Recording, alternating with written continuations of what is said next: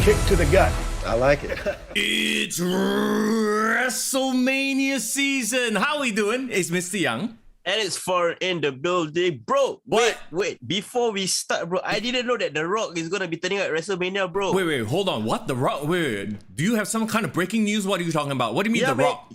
You didn't know about the latest addition to the WrestleMania card? No.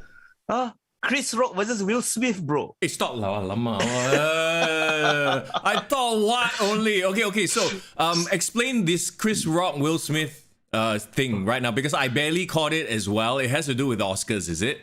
Yes, bro. Okay, bro. I need to set the context. Okay? Yeah. I just came back fresh from a nice one-day staycation, Aiyo. just chilling. Sure. So yeah, as I was checking out, right, I just had the Oscars in the background. I mean, I don't give a shit lah. I don't care. I don't even know who's winning or whatever.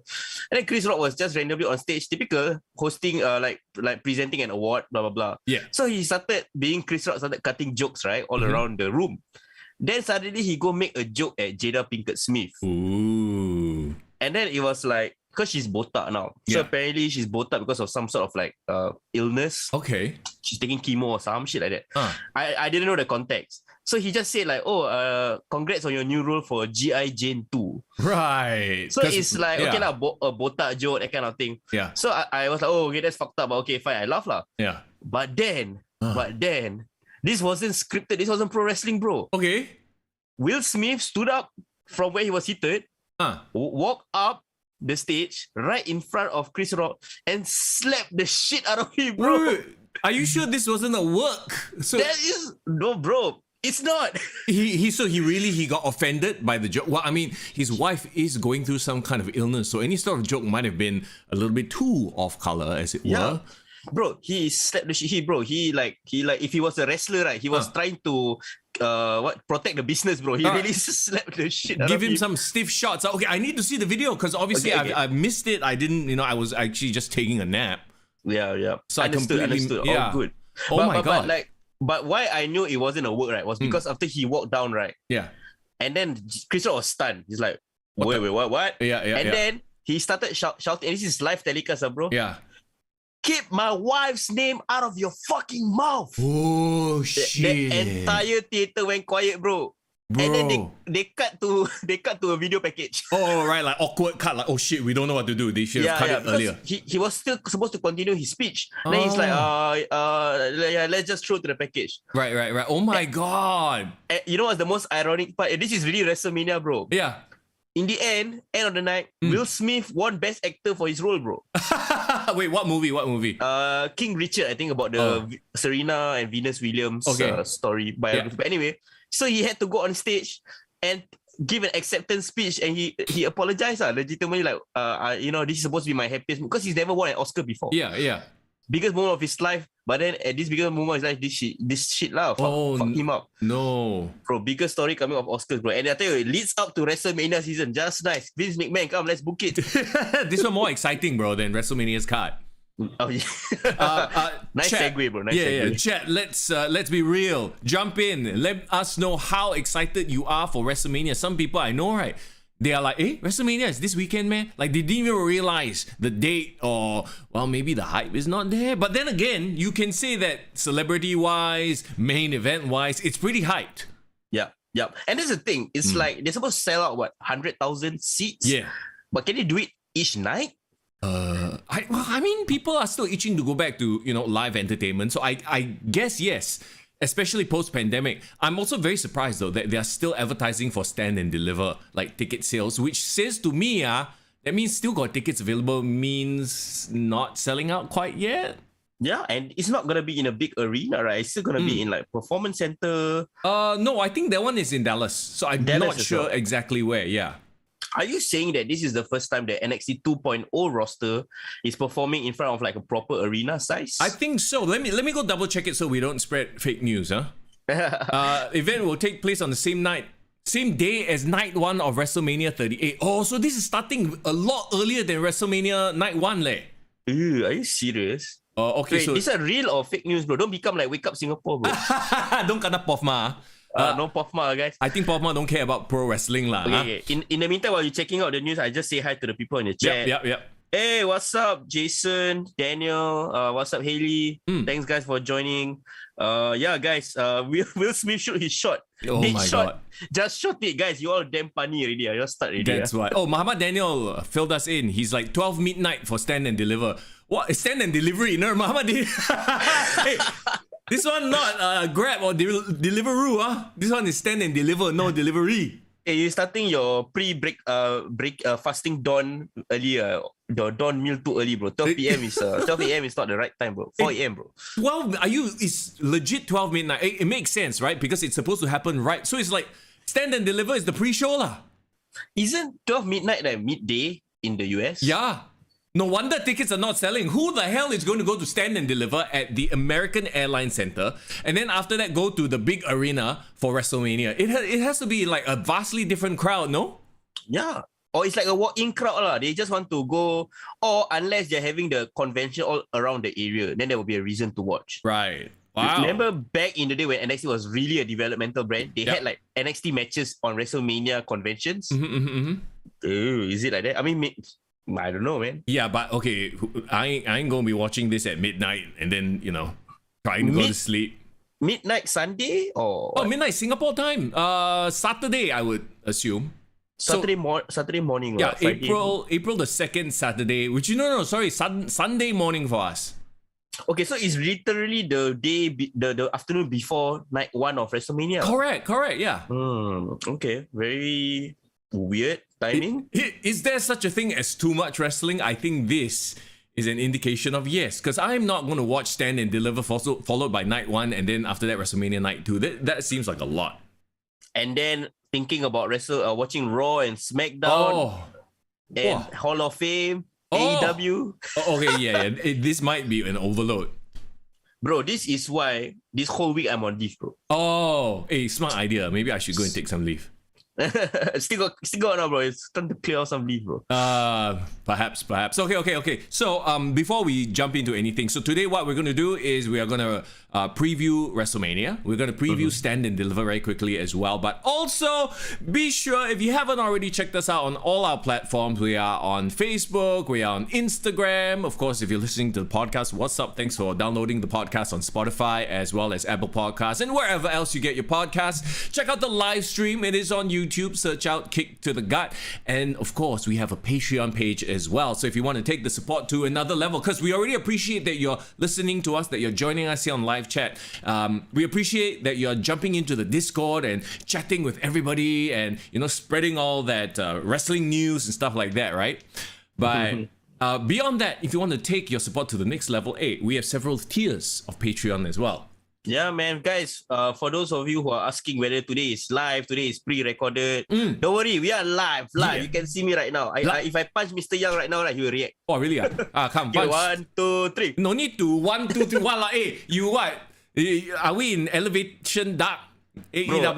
Bro, I'm still in My Rise, bro. I just started out in the Performance Center. That's why. Oh my god. Okay, are you enjoying the game from My Rise? Yeah, man. I have actually completed an entire 50-week simulation of my GM mode. Okay. I tell you, bro, you become like a football manager. You just end up simming the matches. Yes. You have no time to play the matches. Yeah, the joy doesn't come from playing the matches. The joy comes from getting the right response, getting your fans, building your fans, signing draftees. It's like all the behind the scenes stuff. But you know what I mean when I say that a bit cheat lah, the computer, sometimes like on a random SmackDown, just to get a high rating, they got Hell in a Cell followed by Last Man Standing, followed by TLC or some stupid combination which would never happen in real life. I feel like to make it more realistic, at least limit the amount of specialty matches you can have on SmackDowns on TVs. Yeah. Speaking of unrealistic, right? Like sometimes like the opposing brand will have like their pick of superstars and they get like very chalat picks, Okay. But somehow, right, that chalat pick, right, can main event Raw and win the WWE title and actually get 5 stars in a match. I've seen Brock Lesnar open their card, followed by main event R-Truth versus Jinder Mahal. Like what? For the WWE Championship. Don't sleep on Jinder Mahal's fan base, bro. Okay, fine. Don't hinder the Jinder. Muhammad Daniel mentions that the Hall of Fame is actually on a SmackDown. Oh my god. Yeah, so from what I understand, if you're looking at it from Singapore time point of view, Saturday morning will be SmackDown, Rampage, and then Hall of Fame. Wow, so it starts from Saturday, So yeah, the nonsense starts from Saturday morning. Yeah. Then after that, we'll take a bit of a break, and then Sunday midnight will be start of NXT Stand and Deliver, and then the rest of the WrestleMania week lah. All right, well, good luck to us wrestling fans, because you know we have to watch it no matter what, right? You know what's worse than watching it? What's that? Having to review the whole damn thing next week. Oh, that's true. You know what though? I think hopefully we can try to do it. Maybe okay. Most likely for me, I know I'll be doing something else while WrestleMania is going on, and then whatever catches my attention, then I'll perk up. Yeah, don't worry, guys. Discord, I'm pretty sure is gonna be lit on the days. Please discuss and talk, share your opinions, and then we can talk over there while the show is happening, and then we'll join in for our review. Hopefully, there's some newsworthy things that's coming out of the show. So yeah, join us on the Discord. The link is in the description. Then of course, next Monday we'll come on 12 noon as per always. Hopefully WrestleMania will be over and done with, and then we'll talk about WrestleMania itself, night 2, which is supposed to be the big one, the huge main event. But I'm getting ahead of myself. Fias, it's good to see you, Mr. House of Black over there. I know Fias loves the vibe because he's a like a heavy metal sort of a deathcore rocker himself, right? But the music aside, the look aside, can we really be honest and say that House of Black is just like what? Who have they been feuding with, bro? You tell me. Well, I remember they fought the Death Triangle. Yep. That was the most recent one. What are they involved in now? Some nonsense. No idea, bro. Yeah. I know something. Finally, I don't know where they're gonna finally pick it up, but Malika Black posted an IG story of holding the eye patch. Oh, the Julia Hart thing? Yeah, I don't know why they dropped it for a couple of months. I don't know why they bring it back, but bro, okay. Sure. This is best booker of the year things. Tony Khan things. Just forgetting about shit because he's now too busy. He got ROH stuff. Also, once in a while, your storyline, he will slip. It will slip his mind. If you don't remind him, he won't. Oh yeah, shit! I forgot about you. Either that, or he'll shove it into Rampage or on Elevator Dark. Isn't that like the pitfall of Vince McMahon? Like once the company grows too big, he can't really give the kind of attention to detail that he wants to. So, which means, right, what he needs, he being Tony Khan, is to hire talent managers and more people. And we'll just see lah. Like you said, the bigger the company gets, the more people there are, more than likely it will become more and more like the WWE, where people get lost in the shuffle. Do you want to delegate talents? Can you delegate your job? You have to. If not, you're going to be spread so thin. Okay, just very quickly on AEW, because today should be a WWE-centric podcast, right? The past few weeks of AEW have been meh. I've completely just stopped watching Rampage altogether. There's nothing there that's exciting to me anymore. There's one thing that pissed me off. I only saw it because of you know AEW social game is quite strong. They post these clips almost instantly. Hook going up the ramp, walking past Danhausen. I'm like, motherfucker, if they book Hook, because right now to me Hook is the best thing booked on Rampage, right? Yeah. If they book him in a program with Danhausen, I will be so pissed. But thankfully he knows so whoever the fuck this shit is and walked away. And I hate that the commentators are like, he cursed him, it didn't work. Like, oh my god, Chris, stop. Yeah. I love Chris Jericho. You know I'm a mark for Chris Jericho, but bro, don't even try to sell this. It's dumb. That's the thing. It's Chris Jericho getting in on the act, playing along. Well, he can because he's just goofing off at this point. He's just there to make money, have fun, right? Yeah. You can't fault him, but I really hope that if they are to do anything, they get in a match and Hook just dismantles Danhausen, and we move on.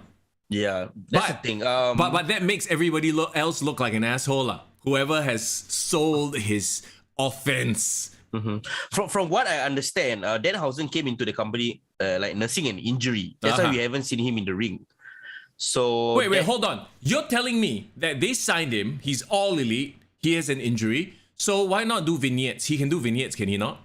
Yeah, do vignettes to explain his powers or magic. No, he's just there and as usual, Tony Khan expects us to know what he does, who he is, what he's about, cursing people. Like, curse you. I curse you. Okay, never mind. you know what's funny? I really think, right, we are starting to see that maybe Tony Khan is spreading himself too thin. Just my opinion. He is, yeah. Because there are very obvious examples of people being lost in the shuffle.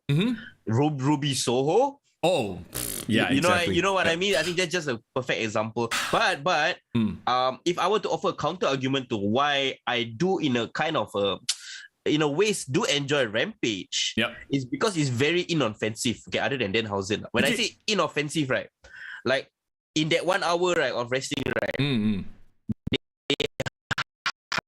I like certain wrestlers and certain feuds that I know wouldn't get the time of day on Dynamite. Like for example, this past Rampage was the main event was they're now trying to treat the FTW Championship like a legitimate title. But oh my god, then don't you have too many titles already? We all know it's a joke title. It's not to be taken seriously, you know. Oh, do we have? No, we're good. Okay, I think we have. Okay, we're good. Okay. Our first drop in signal. For a second there. Hey, My Republic, get your shit together, god damn it. Hopefully it's not Singtel, but you got my point, right? That's what I mean. Yeah, I got your point. It's the sort of to your point, it's the sort of show you just have, and it's just in the background. It's just not going to be like outrageously nonsensical, but also it's not going to be serious wrestling. It's just there, you know. So I don't know if that's a good or bad thing. Maybe you should have a proper show to highlight. Like you said, there's so much talent anyway. I would rather see Miro. I would rather see Ruby Soho. And okay, can we? One more thing. I know. One more thing. I'd been so high on Dynamite for the past couple of weeks, right? And then the past Dynamite, like no CM Punk. The MJF stuff was alright. The Bryan Danielson and Jon Moxley, like this one, I got annoyed because Jon Moxley was on the mic for the most of this, and I've never been drawn in, enthralled by Jon Moxley's promos because he's just pacing back and forth, rambling on and on. Just not a fan. Wait, to correct you, CM Punk did return this week. Did he? He did that. He had that like long drawn out match with Dex Harwood. But he opened the show. That's right. Yes, he opened the show, but I think what the clear direction for Punk now is that he's going for the title, right? He kept motioning. Yeah, he's going for the title. He did this, and then of course and this annoyed me from a presenter point of view.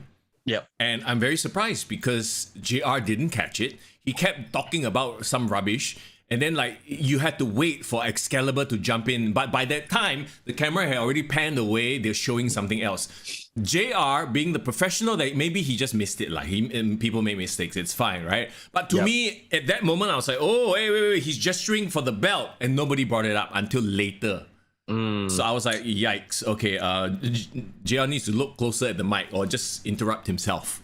They didn't catch it at the time that, you're supposed to be highlighted when he's right front center. Yeah, like he's literally, like, I know what you're saying. Like now I remember suddenly, like he was on the top turnbuckle and he was doing this whole like, I want belt, right?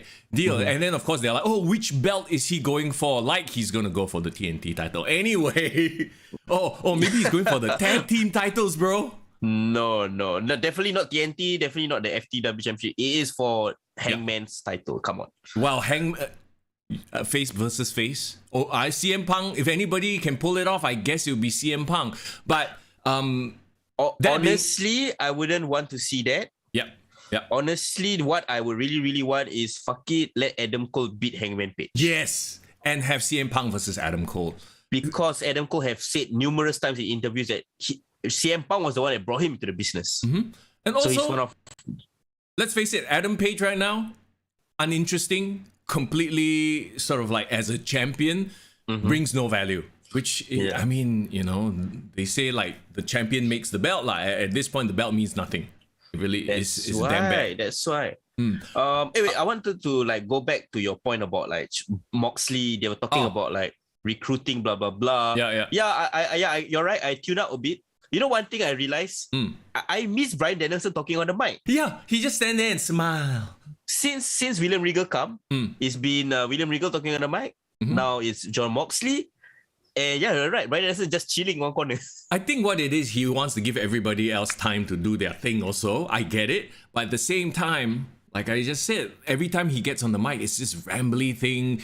He kind of doesn't get to the point. And it's a departure from before Revolution where everything was very exciting and snappy. So now it's, I don't know if they're just relaxing because, WrestleMania season, so everyone's going to be looking that side. We just chill a bit or what. But the last few Dynamites have been kind of a letdown to me. And the biggest letdown of all, can you guess? Chris Jericho? No, I'm fine with the Jericho Appreciation Society. You see, that stuff is now he's just doing his comedy stuff. And he's always done that. It's nothing too outrageously offensive. You can roll your eyes at it, sure, but it's not like just the worst. What do you think I'm just rolling my eyes at non-stop now? Come on. I mean, this kind of reaction usually is a Young Bucks situation. It's not even Young Bucks. Have we seen much of the Young Bucks? Not really, right? Yeah, not really. Which is great. Good. No, but you're on the right train of thought. We're talking about a tag team, bro. Okay, tag team division. Jeff Hardy boys, the way they're being booked. Okay. Look, let's talk about that. Let's talk about the fact that the Hardys obviously still get popped. They are a hot commodity, right? But let's face it, how old are they? They only have so many matches left, right? Yeah. Why are they not in a program versus the Young Bucks right now? Why are you fucking wasting their time with the Butcher and the Blade? Why is Jeff jumping off horrid balconies on the Butcher and the Blade? Who gives a shit? I don't care. Like that, oh my god. You know, those two, the Hardys, are limited time offer only. Their bodies are not holding out any longer. They should be in only marquee matches. Why? Oh, to me, Tony Khan, like he got the cool, like, I have the cool acquisition. Okay lah, like that lah. I have nothing for you. Is AEW wasting their appearances? Yes, 100% yes. Like, this is literally like the third week that Jeff Hardy has showed up, right? The third or fourth, I can't remember how many weeks already. Yeah. But now, and he's already jumping off balconies and shit like that. Yeah, and that's the thing. Like, you're right. Like Jeff Hardy, Matt Hardy. The problem is, right, it's not just Jeff. It's Matt also, bro. Matt, Matt has been so watered down. Yeah. And now you have to hit him back up. So they're trying to use Jeff Hardy to hit both of them back up together. You get what I mean? But bro, it's working. You can tell the crowd freaking wants to see them together just for nostalgia, right? They are the original like hype team. Yeah, like Team Extreme, that kind of thing. But now you're wasting time with, I don't call it, even as a tune-up match. You want to call it a tune-up match? Fine. Let them have a match. Let them destroy the Butcher and the Blade. Let them destroy Isaiah Cassidy. Look, Butcher and the Blade, I know they're trying to push young talent, but those teams are nowhere near the drawing power of a Hardys. And yet you're having them, like, you know, jump off shit for nothing, no reason. Bro, it's equivalent to like you have Edge back, right? You know that he's a limited number of windows matches that he can have. Yeah. Then you make him fight Baron Corbin. Yep. Hey. Put some respect on Baron. No, I wouldn't even say that. It's like him fighting Akira Tozawa. No disrespect to Akira Tozawa. But look, Butcher and the Blade, who are they? Who are you? Who are you? Yeah, I know, right? I just think that it's a terrible waste of a limited resource. I call the Hardys a limited resource because you get a hot team like this, there is the law of diminishing returns. You see them every single week, you get bored already. The shine wears off, and then after that, they're just another team that's there. Bro, best example of the law of diminishing returns is clearly Goldberg. Oh, yes, exactly. That's exactly right. And I mean, credit to, remember WWE when they brought the Hardys back? Bam! First visual of them at WrestleMania. Impact. Yes. They make an impact. Now, you know, the first thing I remember from Jeff Hardy's debut is dancing while his brother gets beat up. I cannot, okay, bro. But yet to admit that is very memorable. I can't forget that. So. Okay, yeah, don't come in to make the save and everything, but I hope they wake up their idea with the Hardys and book them properly lah. Yeah, it's great that you mentioned the Hardys. I don't know whether I can do a quick talk about Lita's Broken Skull sessions. Oh, I haven't watched it. Go ahead. Yes. Oh man, okay, you should. One thing I love about this kind of interviews that Stone Cold does, right, is especially when they have a history together. Uh-huh. Or they have chemistry. Because sometimes I forget that Lita has been in the ring with Stone Cold a lot of times during the Attitude Era. She kena stunned by him a few times or so. Kena stunned. She kena a terrible like chair shot attack. Yeah. When it was Triple H and Stone Cold beating out the Hardys. Yeah, the two-man power trip, right? Yeah. Two-man power trip. And then of course Lita talking about their neck injuries and like how they bonded over that. Because the thing is, I was actually thinking like, are they still gonna bring out Matt Hardy, Jeff Hardy, age kind of shit? They actually brought it up, but there was a different angle to it. When you see when Edge and Lita got into the ring and became heels, right? There was like instant chemistry that they got from being on the road together. Sure. While Matt was injured at home. Yeah. So they developed the chemistry while they were, they were, doing what they were doing. Chemistry indeed. I.e. each other. Yeah. And the best part is, right, bro? The best part, and I think you as a Attitude Era guy will appreciate this story. Stone Cold went into a deep dive on Lita's tongue. Oh my God. as in like the idea behind coming that up with a concept. Like Right. Like I think only Edge and Matt Hardy have deep dived into Lita's. Anyway. It's so weird when like I don't think of Stone Cold as a pervert. No. He's like the senior statesman of the WWE at that point. Yeah, he's cool. So it's so interesting because like they were talking about like how her wardrobe changes from when she was with S.A. Rios to the Hardy Boys helped elevate her to become a star. Right. And then to hear Stone Cold trying to like describe like, hey man, you had this like a hot like latex kind of look, and then now like bringing up that tongue, I think like that's so wild, that's so cool, like that brings it up to the next level. Like it's like he's trying to say it, like, hey, you become like damn hot but like he can't say it, you know what I mean? Yeah, he wanted to bring it up, but he couldn't say it without sounding like a chicopet lah. Yeah, yes, that's the thing. It's so funny because you don't associate Stone Cold with being a chicopet. Like if Jerry Lawler says it, it's like weird, right? But Stone Cold lovable. Yeah, exactly. Okay, so that aside, I mean, there's a lot of like WWE network content. WWE Evil, it's not on the network, it's on Peacock. But there are ways to watch it. Have you watched it? I watched the first 2 episodes. Not bad. It's not bad. It's basically, telling the story of like every episode is a different heel. So the first episode was Hollywood Hogan. Second episode was The Miz. I always say this, every time they do a Miz thing, right, you end up liking The Miz more. Nice, that's great. Even though it's about how he became a heel and, like what goes behind his character. The more I watch about Hogan's stuff, it's like, the more I dislike Terry Bollea. The thing is, I heard that it's a executive produced and narrated by John Cena or something. Yes, so John Cena is narrating the thing. No, executive producer is still Kevin Dunn and Vince McMahon. Okay. So it's definitely a WWE project. They didn't like bury their talents that hard. But I think there were a lot of things said about Hogan. But these are all stories we know about how he politic, creative control, the whole Vince Russo thing. The infamous one where Jeff Jarrett just lay down for Hogan. Did they talk about how he says, that doesn't work for me, brother? I think Eric Bischoff and Kevin Nash said those lines. Like they mocked, like they said it in his voice. That doesn't work for me, brother. Yeah. Man. Okay, this looks and sounds and feels like one of the WWE A&E biographies from last year. Correct. That kind of production quality, right? And does it, because it's done on Peacock, do you feel like it's more balanced or it's still very pro WWE? It's still pro WWE. Like I said, executive producer Vince McMahon and Kevin Dunn. So they are not going to go into like steroid trial or anything too, like outside the business. Maybe a little bit with the politics from Hulk Hogan. That's why he's the first episode, the most scandalous, right? Interesting move not putting it on the network. Huh? What do you think they do it for?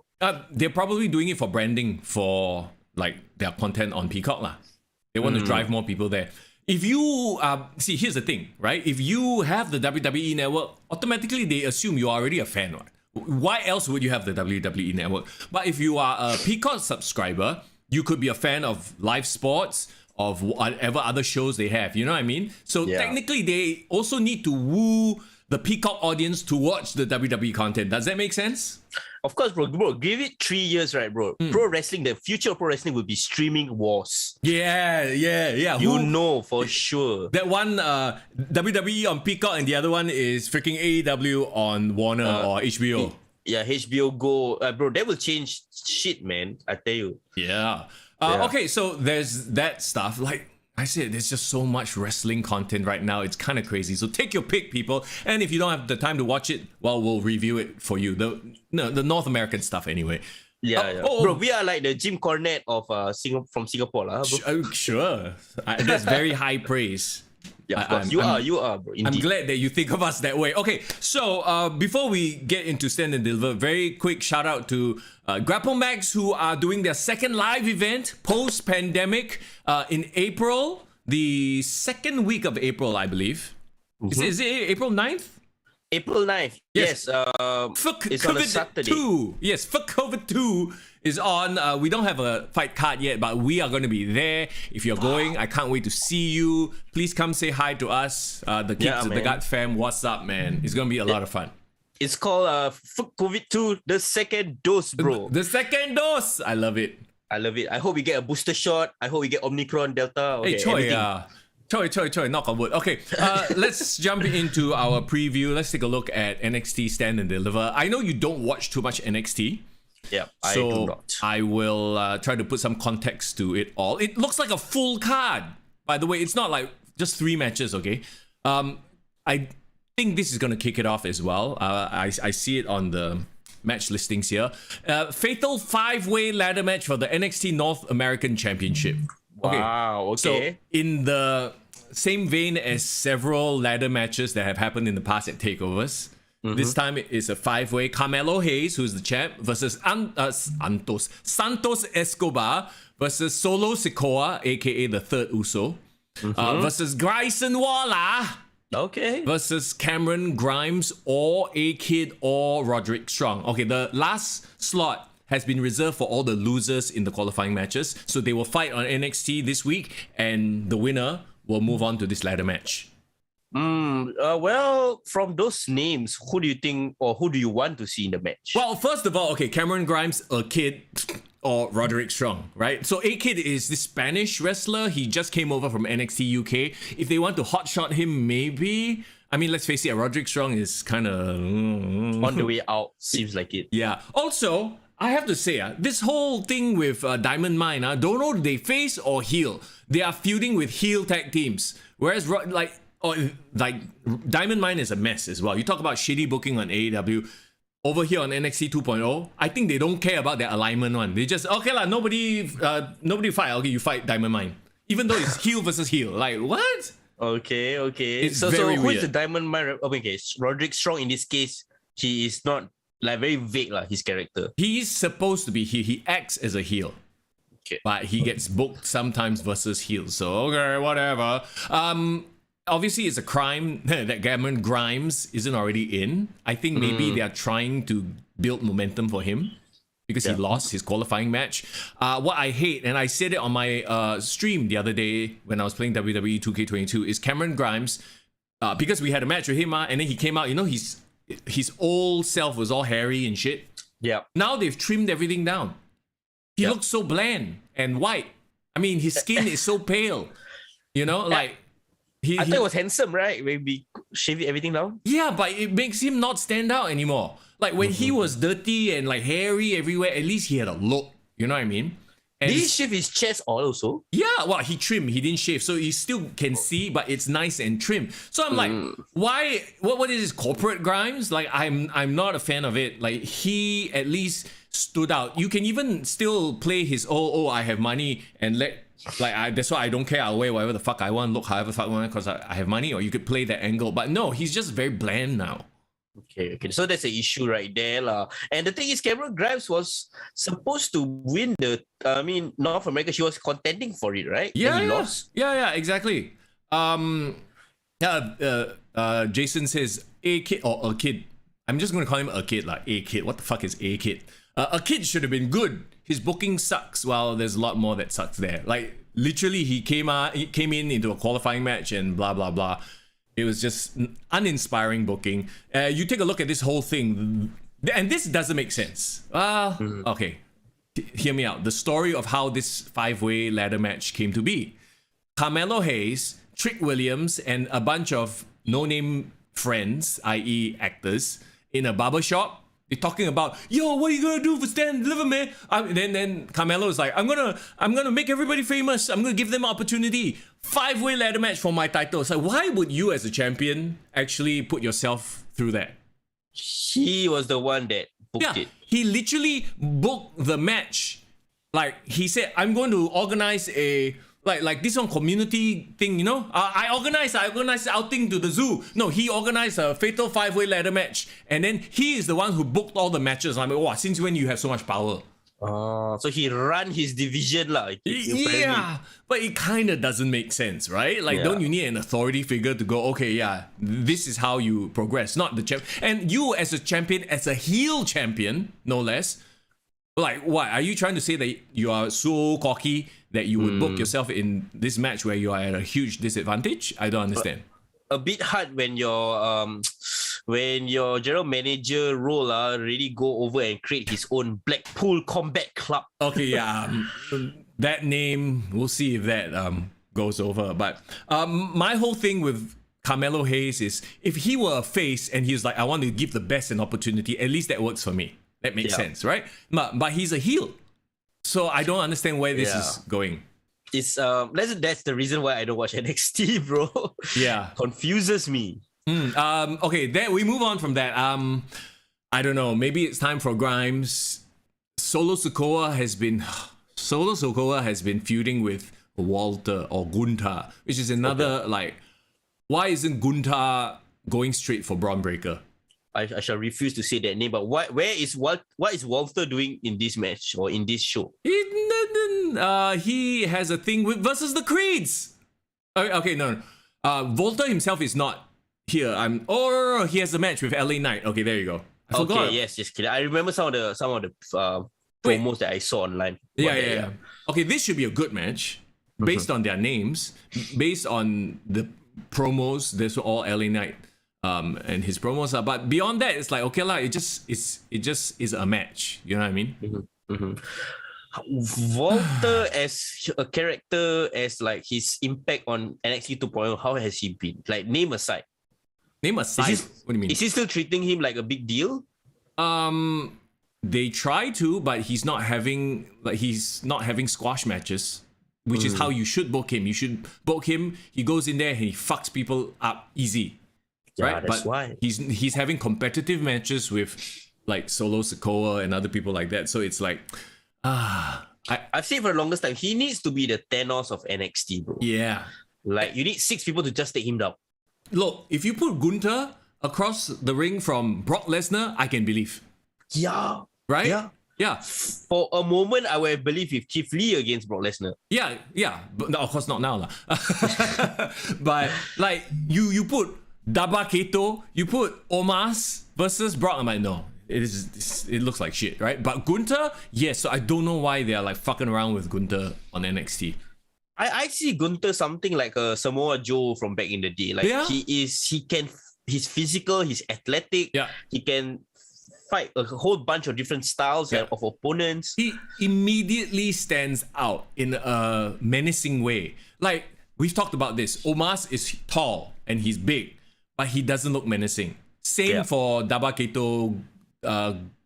What was his other name? Commander Aziz. Commander Aziz, that Daba Keto lah. That's his Raw Underground name. Babatunde is his real name, right? Isn't it? Yes, indeed. So we are the thing. Why is Gunter not either NXT champion by now or not even on the main roster? Not even contending for the championship is my issue. I mean, hopefully this year will be the year that he wins the title and gives himself some sort of a push. Yeah, I think what it is because obviously the shiny new product, the one they want to push and groom is Braun Breaker, right? Yep. So they're like, okay, let's not ruin Gunter by having him lose to Braun Breaker, because the rumors are he is going to the main roster sooner than later. Yeah, Braun. Like, they have so much confidence in him. Okay. Honestly, 10 years down the road, I can see Braun Breaker versus Cable Stevenson for the WWE title. Sure. Yeah, it works, right? Yeah, but like that's the thing. Like, let the people in the now take the shine, take their time, so that people can have a connection and get invested in these people. Well, it is what it is. Talking about connection, obviously since we already very quickly talked about it, let's move on from the 5-way. Honestly, at this point also, I kind of don't care who wins. Let's see, which is sad. Right. LA Knight versus Gunter. Gunter needs to win, which I feel bad for LA Knight because it seems like he's lost every single program he's been in. Every single big program, right? Yeah. Like even the thing with Grayson Waller, didn't he lose? Yes, he did. That's the thing. Like LA Knight is great. I love him as a character. I saw he did like a backstage promo with Robert Roode and Dolph Ziggler after Raw. Yeah. He felt like a natural. He felt like he could fit. I think he should do like segments with The Miz. I don't see him doing that. He should be in there. Actually, I hate to say this, but if he went to the main roster, he might get used like a Robert Roode or Dolph Ziggler. In that we know he's a good hand. He'll do good matches, good promos, but give him a mic and let Vince McMahon see. I think he might see some potential there. I hope so. Yeah. LA Knight versus Gunter. As much as I want LA Knight to win, I think they need to give some kind of shine, some kind of dominant run to Imperium. If not, like, why did you even bring him here? Yeah, that's true. Irvin just said, Gunter getting abs last year. He's like, okay, not only do I have to look menacing, I have to get abs. Yeah, I tell you, he's doing everything in his power to not be treated like a joke. So hopefully WWE sees his potential. Tommaso Ciampa versus Tony D'Angelo. Okay, this is the whole, I'm going to leave NXT soon, and then Tony D'Angelo challenges him and disrespects him. So, in all honesty, right, like, because this is his go-away match, I feel like he might just lose to Tony. Do you like Tony, what he's doing right now? Not really. Like, he doesn't stand out to me in the ring. His character is a bit of a caricature, right? It's not even like, okay, like, you know, Scott Hall, as an example, right? He started out as a caricature. He's like this, you know, oozing machismo, but he made it his own to a point where Scott Hall, Razor Ramon, it was the same guy. Yeah. He literally oozed machismo. You couldn't tell the difference. He was so into it. With Tony D'Angelo, it still feels like I'm playing an Italian gangster. You know, it still feels like he's acting. Yeah. He plays the character not as opposed to he is the character. Yeah, exactly. So and I think that's why to me Tony D'Angelo is not connecting, or he seems kind of hokey. But why is he giving so many chances? Like, can he perform in the ring though? I think it's okay only. Like, nothing super special. He needs an entourage of insists because Tony D'Angelo is a mafia guy. Without a mafia, that makes a lot of sense actually. Have him, and then he can be the whole mafia thing, right? He go and feud with Santos and Legado del Fantasma. Gang war or faction war. Yeah, that's true. And then at the end of the day, I feel like they're still gonna give chances to like the young stars. I think they're trying to give them every single chance to succeed. Some have swam, some have sunk. You know, Braun Breaker clearly. Yeah. Even Grayson Waller to an extent, I feel has kind of like made some sort of impact. But Tony D'Angelo, not really. Yeah. For me, Grayson Waller is a bit funny. Like, I feel like he was okay on his own with his LA Knight feud and everything. The second he brought in the bodyguard, it got annoying. I don't know why. Maybe the bodyguard looks boring.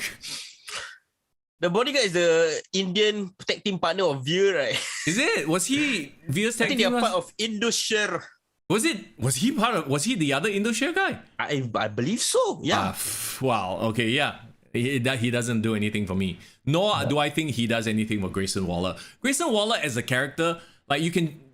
Okay, it has a lot of parallels with people like Austin Theory, for example, or Sammy Guevara. Like, remember when Sammy Guevara was taking selfies all the time? Yep. Like, it's sort of that similar vein. And for whatever reason, there's sort of a shit, like, wow, them chibai face, you want to punch him. He's like a Logan Paul. Yeah. Like, I don't think he needs a bodyguard.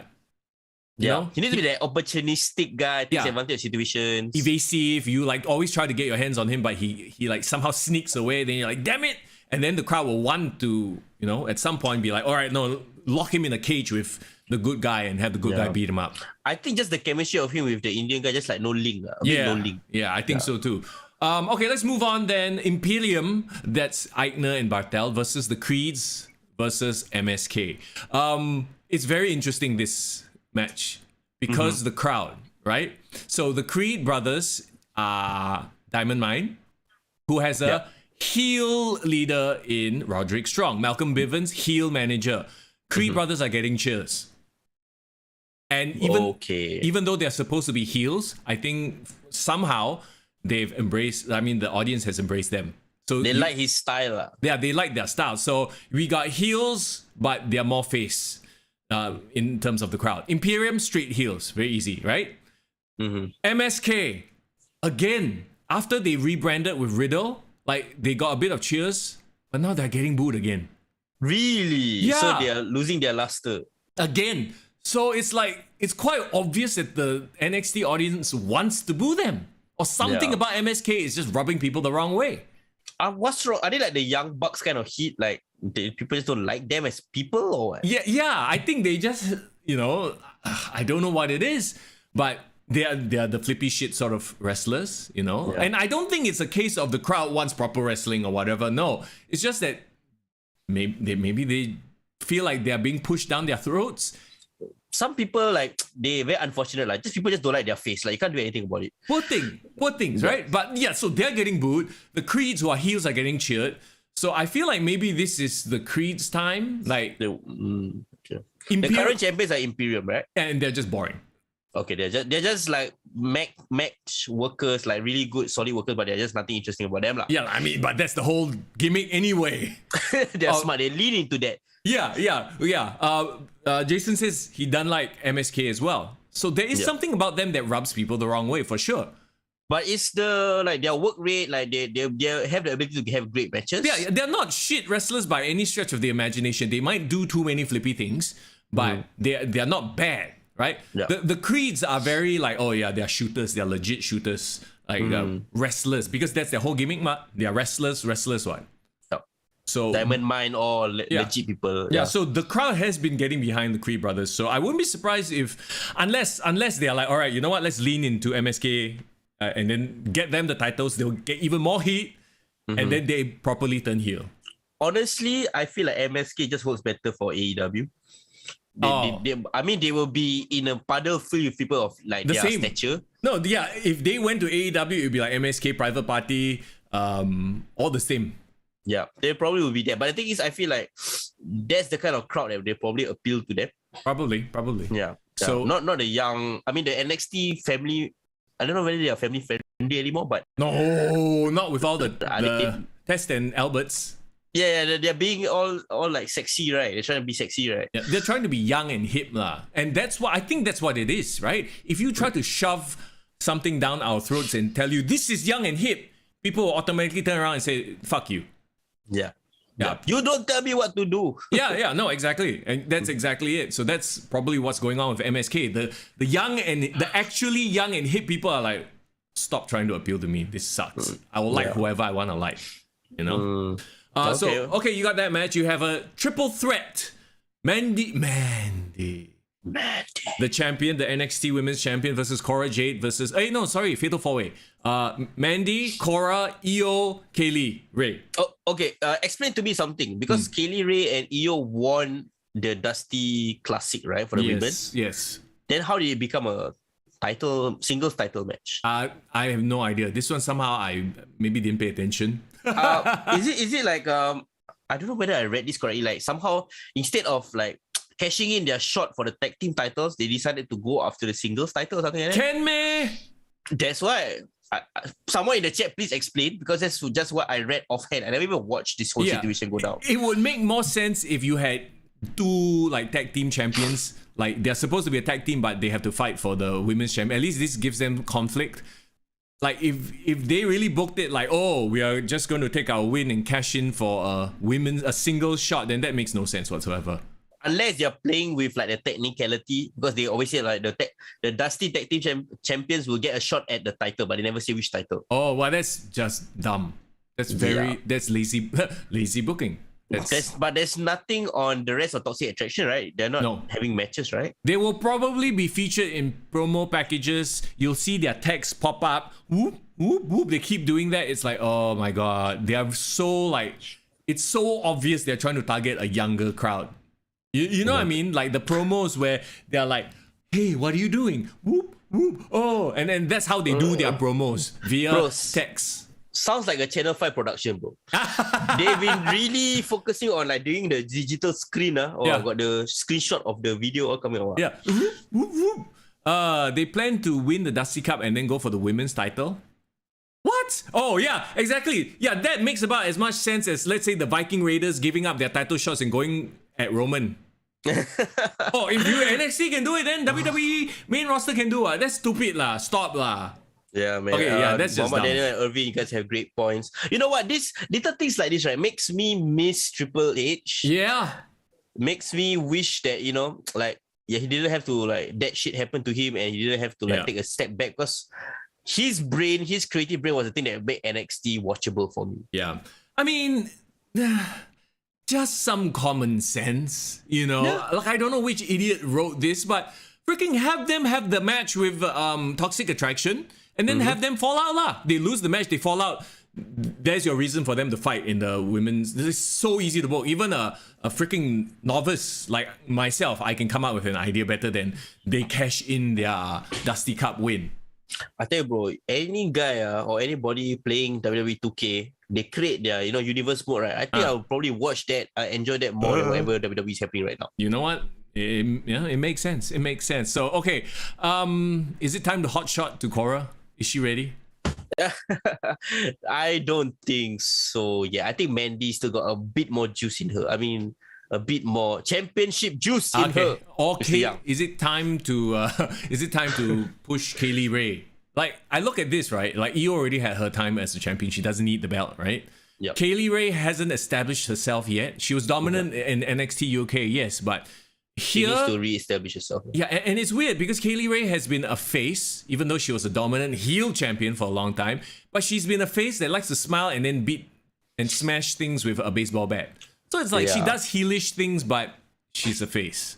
Essentially, right, bro, like I feel like for the women's title, women's scene in NXT, Io needs to go to the main roster and become either a new Asuka or somehow have something with Asuka. Yeah, like that's her future right now. I think Mandy Rose has legitimized herself enough that I think when she goes back to the main roster, she can be actually a threat. I feel like Mandy Rose has run its course in NXT, right? I think it works because she has a stable of hot chicks. Like they are all very attractive. Like that's the whole idea. They're eye candy, right? But in the ring, she still cannot deliver. Really? You look at this match, it's clearly going to be Kaylee Ray, Io Shirai, and Cora Jade holding the fort, right? And Cora Jade is still Cora very new. Jade can wrestle better. I think so. Well, she's still new. You know, see, okay, with Cora Jade, she's new, so you have an excuse. Mandy Rose got no excuse. She's been to the main roster and back. She's been there way too long. Or she can be, I don't know, partner up with Dolph Ziggler. Didn't they have a thing, remember? Yeah, it's crazy because they posted a video of the two of them with the titles, right? Yeah. And then all the comments is like, Otis is vomiting right now. Where's Otis? Remember, bring Otis back to NXT. But I don't know, do something there. There's so much there. It's okay, to me, Mandy and Toxic Attraction, so far, all their storylines have been very superficial. Which, if you think about it, fits the target audience they're going for. Yeah. It's just TikTok generation, that's how you call it. They just look hot, they do photo shoots, they have the occasional match, and that's it. There's nothing for us to sink our teeth into. Well, okay, figuratively, there's nothing for us to sink our teeth into. Okay? No, you know what? Like, I think this would be the perfect time if Sonya and Mandy revisit their rivalry, but this time Sonya as a face. Because essentially everything that Sonya accused Mandy of being, she kind of showed it in her heel character, right? Yeah. But yeah, like you said, Sonya is the heel GM now. And apparently, from what I read from the dirt sheets, the few times that I do check them out anyway, Sonya is being groomed as the Stephanie McMahon heel character of this generation. She's so good though. Yeah, she's like, I can see that. She's natural at being that heel authority figure. Jason, yo, Shadow, what's up, Lavin? It's good to see you, my man. Hey, the Shadow. Jason says Mandy to lose the title and appear on SmackDown. Ooh, I think without toxic attraction, like without a stable, she can't stand on her own 2 feet. That's my call for Mandy Rose. You know what? If she goes to SmackDown and she aligns herself with Sonya as her GM in her back pocket, I think she'll make a great heel champion. So Mandy versus Naomi for like a million times. So this feud that we still don't know why they started feuding will go on forever. I don't know, but I feel like that is an inbuilt story waiting to happen. Sure. And then the thing is, right, okay, if Mandy leaves, then the rest of Toxic Attraction are kind of left floating as well because like they are marketed as a package and they're not ready also to go to the main roster, right? Yeah, they're not ready to be by themselves, let alone go to the main roster. So that is a problem. So yeah, I think Mandy is going to stay on NXT for a while. And you're right, maybe, I think, okay, they're going to try to highlight Cora Jade as much as possible because she is the breakout star of the group. Yeah, I believe Raquel Gonzalez is injured. That's why she's not figured into the story. Yeah, I haven't heard of Raquel. Raquel was the one that dropped the title to Mandy, right? Yes. Yeah, well, after Dakota Kai came in, and then now Dakota Kai is hanging out with Wendy Chu. That's a whole different thing. That should be on NXT level up, lah. Wow. Big shout out to Dante Chen, who's been rocking it on NXT level up. Way to go. You know what? I don't mind him. I think that's the spot he should be because I feel like on the main roster in NXT, they're not, unless they give him like substantial storylines, which they seem to be hinting with Robert Stone. But unless he gets like a real storyline, I don't think he should waste his time on NXT. Yeah. Well, they tried to give him a storyline with Duke Hudson and then they promptly just swept it under the rug. And now Duke Hudson is lip locking with Persia Parada. Let's say Duke Hudson kind of benefited from that more. Yeah. But the thing is actually the fire that Dante Chen showed when he fought that Duke Hudson, that blow-off match was really, really good. Yeah. It's just that it just ended by a razor's edge, like, and that's it. Like where he dropped him on his neck and everybody was like, whoa, what the Oh yeah, you saw that spot, right? Yeah. Maybe don't do that anymore, thank you. Lance Storm actually reacted to it. It's like, that's how you get concussions. As in, told Duke Hudson, right? Yeah, on Twitter. He reacted to it on Twitter. So, Dolph Ziggler, let's move on to the main event. Dolph Ziggler with Robert Roode in his corner versus Braun Breaker. Like, I mean, obviously, Dolph is there to put Braun Breaker over or make him look good. Not necessarily put him over because I'm thinking Vince loves this Braun Breaker. I'm thinking he's like, ooh, look at him. Look at the vascularity. Yes. And he's gonna like hotshot him to the main roster sooner than later. Maybe even right after WrestleMania. So I'm thinking Braun loses this. But Braun loses and Ziggler stays on NXT. Yeah, to work with the whoever else is next. Maybe LA Knight. Maybe your actually LA Knight. Okay. This is interesting. Oh, I've been enjoying this Ziggler mini run. You are okay. Yeah, so yeah, like I think it's great. But I just don't think Ziggler is meant to be in NXT for too long. It's supposed to be like a AJ Styles deal, you know, a cup of coffee, then go back to the main roster. Right. You think so? Because to be honest, like on the main roster, I think he's having more fun. They're probably having way more fun working with the young guys, being in this spot, putting on better matches, you know. Because they have more time to do what they need to do versus like having just rando squash matches or just you know, things like that. That's on Raw. Even Roode brought back his like glorious theme song, right? Oh my god, I legit felt chills when I heard glorious. Nice. Hey, Dante Chen is in the chat. What's up, my man? Are you serious, Dante? We were just talking about you 5 minutes ago, man. I swear my man lurks in the shadows in the chat. In the back. Every single episode. Dante Chen lurks in the shadow. Oh my god, that sounds so bad. Shout out to our Patreon. The shadow right there. Yes. But so yeah, just to put a bow on NXT Stand and Deliver. Obviously, I mean, we joked about there being too much wrestling this weekend. Obviously, we'll still watch it. I think Dolph and Braun will steal the show. I mean, Dolph Ziggler is the show stealer after all. Yep. I think it does NXT a lot of good if the two of them, i.e. Robert Roode and Dolph Ziggler, stay and work with some of their newer guys. Yeah. And honestly, can you imagine Ziggler selling for Gunter? Oh my god. Yeah, well, I mean, they're both heel, so it might not work. If there's anyone to put over Gunter and make him the NXT champion, I think Dolph Ziggler would be great. Yeah, exactly. Plus Dolph Ziggler, has so many other people to work with as well on NXT. So yeah, can you imagine Dolph versus Cameron Grimes? Dolph versus, like, there are just so many possibilities. Okay, stealing the show wise, I think it will be this match. I mean, it's not really stealing the show. You know that this match is gonna deliver. Yeah. Stand and deliver. Oh, but I feel like the match that might surprise people, I think, could be the ladder match. okay. Well, I mean, it's a ladder match, so there's a built-in spectacle already. Yeah. But like, I want it to be as good as the first ever NXT ladder match from Takeover 2018. Do you remember that one? Yeah. EC3, So blah blah. basically, all of them showing out lah. Yeah, I think that will be set the tone for a great WrestleMania like weekend day. Hopefully. Well, and hopefully they all go out there to steal the show, and like NXT used to do, it still does. It's just under different branding, just a little bit more colorful. We shall see. We will be hopeful that they will stand and deliver. Okay, there you go. Big shout out to you, Dante Chen. He says appreciate the shout out. Hey, always, man. SG represent. Bro, Dante Chen, you're always on our IG stories, always like reacting to our posts. We really appreciate it, bro. Hopefully you are doing something this WrestleMania weekend. Let us know if anything's happening that weekend. Yes, please tell us.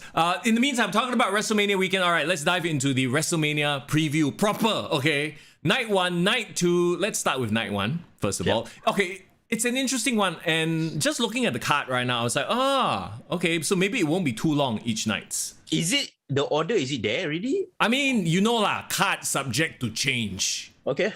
Whatever like listing people have up already, that's not going to be the final order of matches, right? But we'll just jump right into it. So, interestingly enough, both women's title matches are on night 1. Really? Yes. Why? So what I've heard, but that's the thing. Is there any women's presence on the second night? Is a tag team championships, right?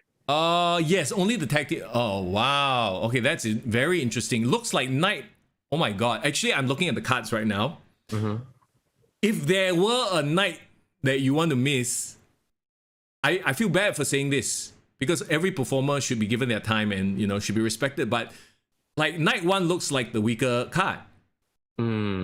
But it's on the strength of the hype. But I think the matches might deliver. Yes, you're right. Because remember last year, nobody was really that excited for Bianca versus Sasha Banks. Okay. End up having match of the night. Yeah. In my opinion. Right. And this time around, you got Bianca Belair versus Becky Lynch, and that's where we'll jump in because it sounds like a good opener, doesn't it? Because it is one of those matches that, they have the match. The hype is not really there for this match. For whatever reason, their interactions haven't been there haven't been something outstanding to me. Yeah, I agree. I don't know if it's an issue with like what they've been given to work with. There's the whole whipping Becky Lynch, and then after that, Becky Lynch crushed Bianca Belair's throat, and then she was out. But then she's been out of TV also. Yeah. That loses the steam a lot. Yes, yeah. So maybe they think they're like, okay, this one fully built already. No need to build upon this feud anymore. So just let them rest. Yeah, so, this was the issue we talked about last week as well. We were talking about how most of the matches are already set. It's as if WWE is like, okay, it's done. There's no reason to build any hype for the matches at all. Legit, there's only one match that is still to be hyped up, and that's what Seth Rollins is going to do. The match that isn't a match. Yes. Yeah. Is that going to be a first night as well? We don't know yet because he's supposed to, quote unquote, hold up Raw this week, so we have to wait till tomorrow to see. Remember his promo last week? Raw will not happen, blah blah blah, until I get a match. So technically, next week, that's probably what they're gonna kick off Raw with. Seth Rollins holding up Raw. Tomorrow, you mean, right? Tomorrow, yeah. Isn't that like finally a reason to watch Raw tomorrow morning? Yeah, exactly, right? So like, yes, kudos. Finally, we have something interesting to look forward to. Scalia. Okay, there's no Cody, and then somebody else just steps up. We shall see. But I guess you're right. The opening match should be one of the women's titles. Yeah. And based on hype and build, it's not going to be Charlotte Flair, Ronda Rousey. I think they've put more effort into highlighting Charlotte Flair, Ronda Rousey. Ronda Rousey also a bigger name, right? So and she's been. We'll get to that. We'll get to that in just a bit. Pascal says they are doing call out like in my GM. Yes, when you call out somebody. Nice, man. Nice throwback. Yeah, so I really feel like in terms of work rate match, usually the kind of best matches is the one that starts the show and like really brings the wow factor, right? So I think Bianca winning the title and having like a wow moment, whether it's like power lifting Becky or doing some crazy ass shit, I think that would be the thing that really sets the tone for the festivities. Sure. I know, but Bianca has already had her moments at WrestleMania. Like, I don't know why, but I feel like this whole program, maybe like I don't want Becky to lose the belt.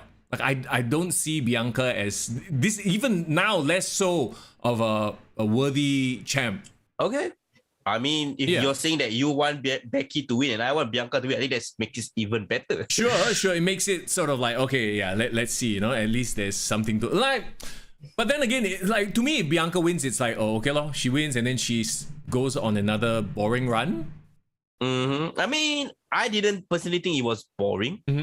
I just think that it was so ruined by Becky's like domination of her in that 3 seconds that we kind of forgot everything that she accomplished in that 6 months. Really though? Really like I said, the build up with her and Sasha Banks, right? Like it was okay lah. It was only okay. She had a great moment. So her title reign is marked by the moment. It was an amazing moment. And then everything else was like, man, it's like Biggie winning the championship. Moment, then after that, man. Kofi Kingston wins. Kingston, right? Yes, wins. Big moment, then after that, man.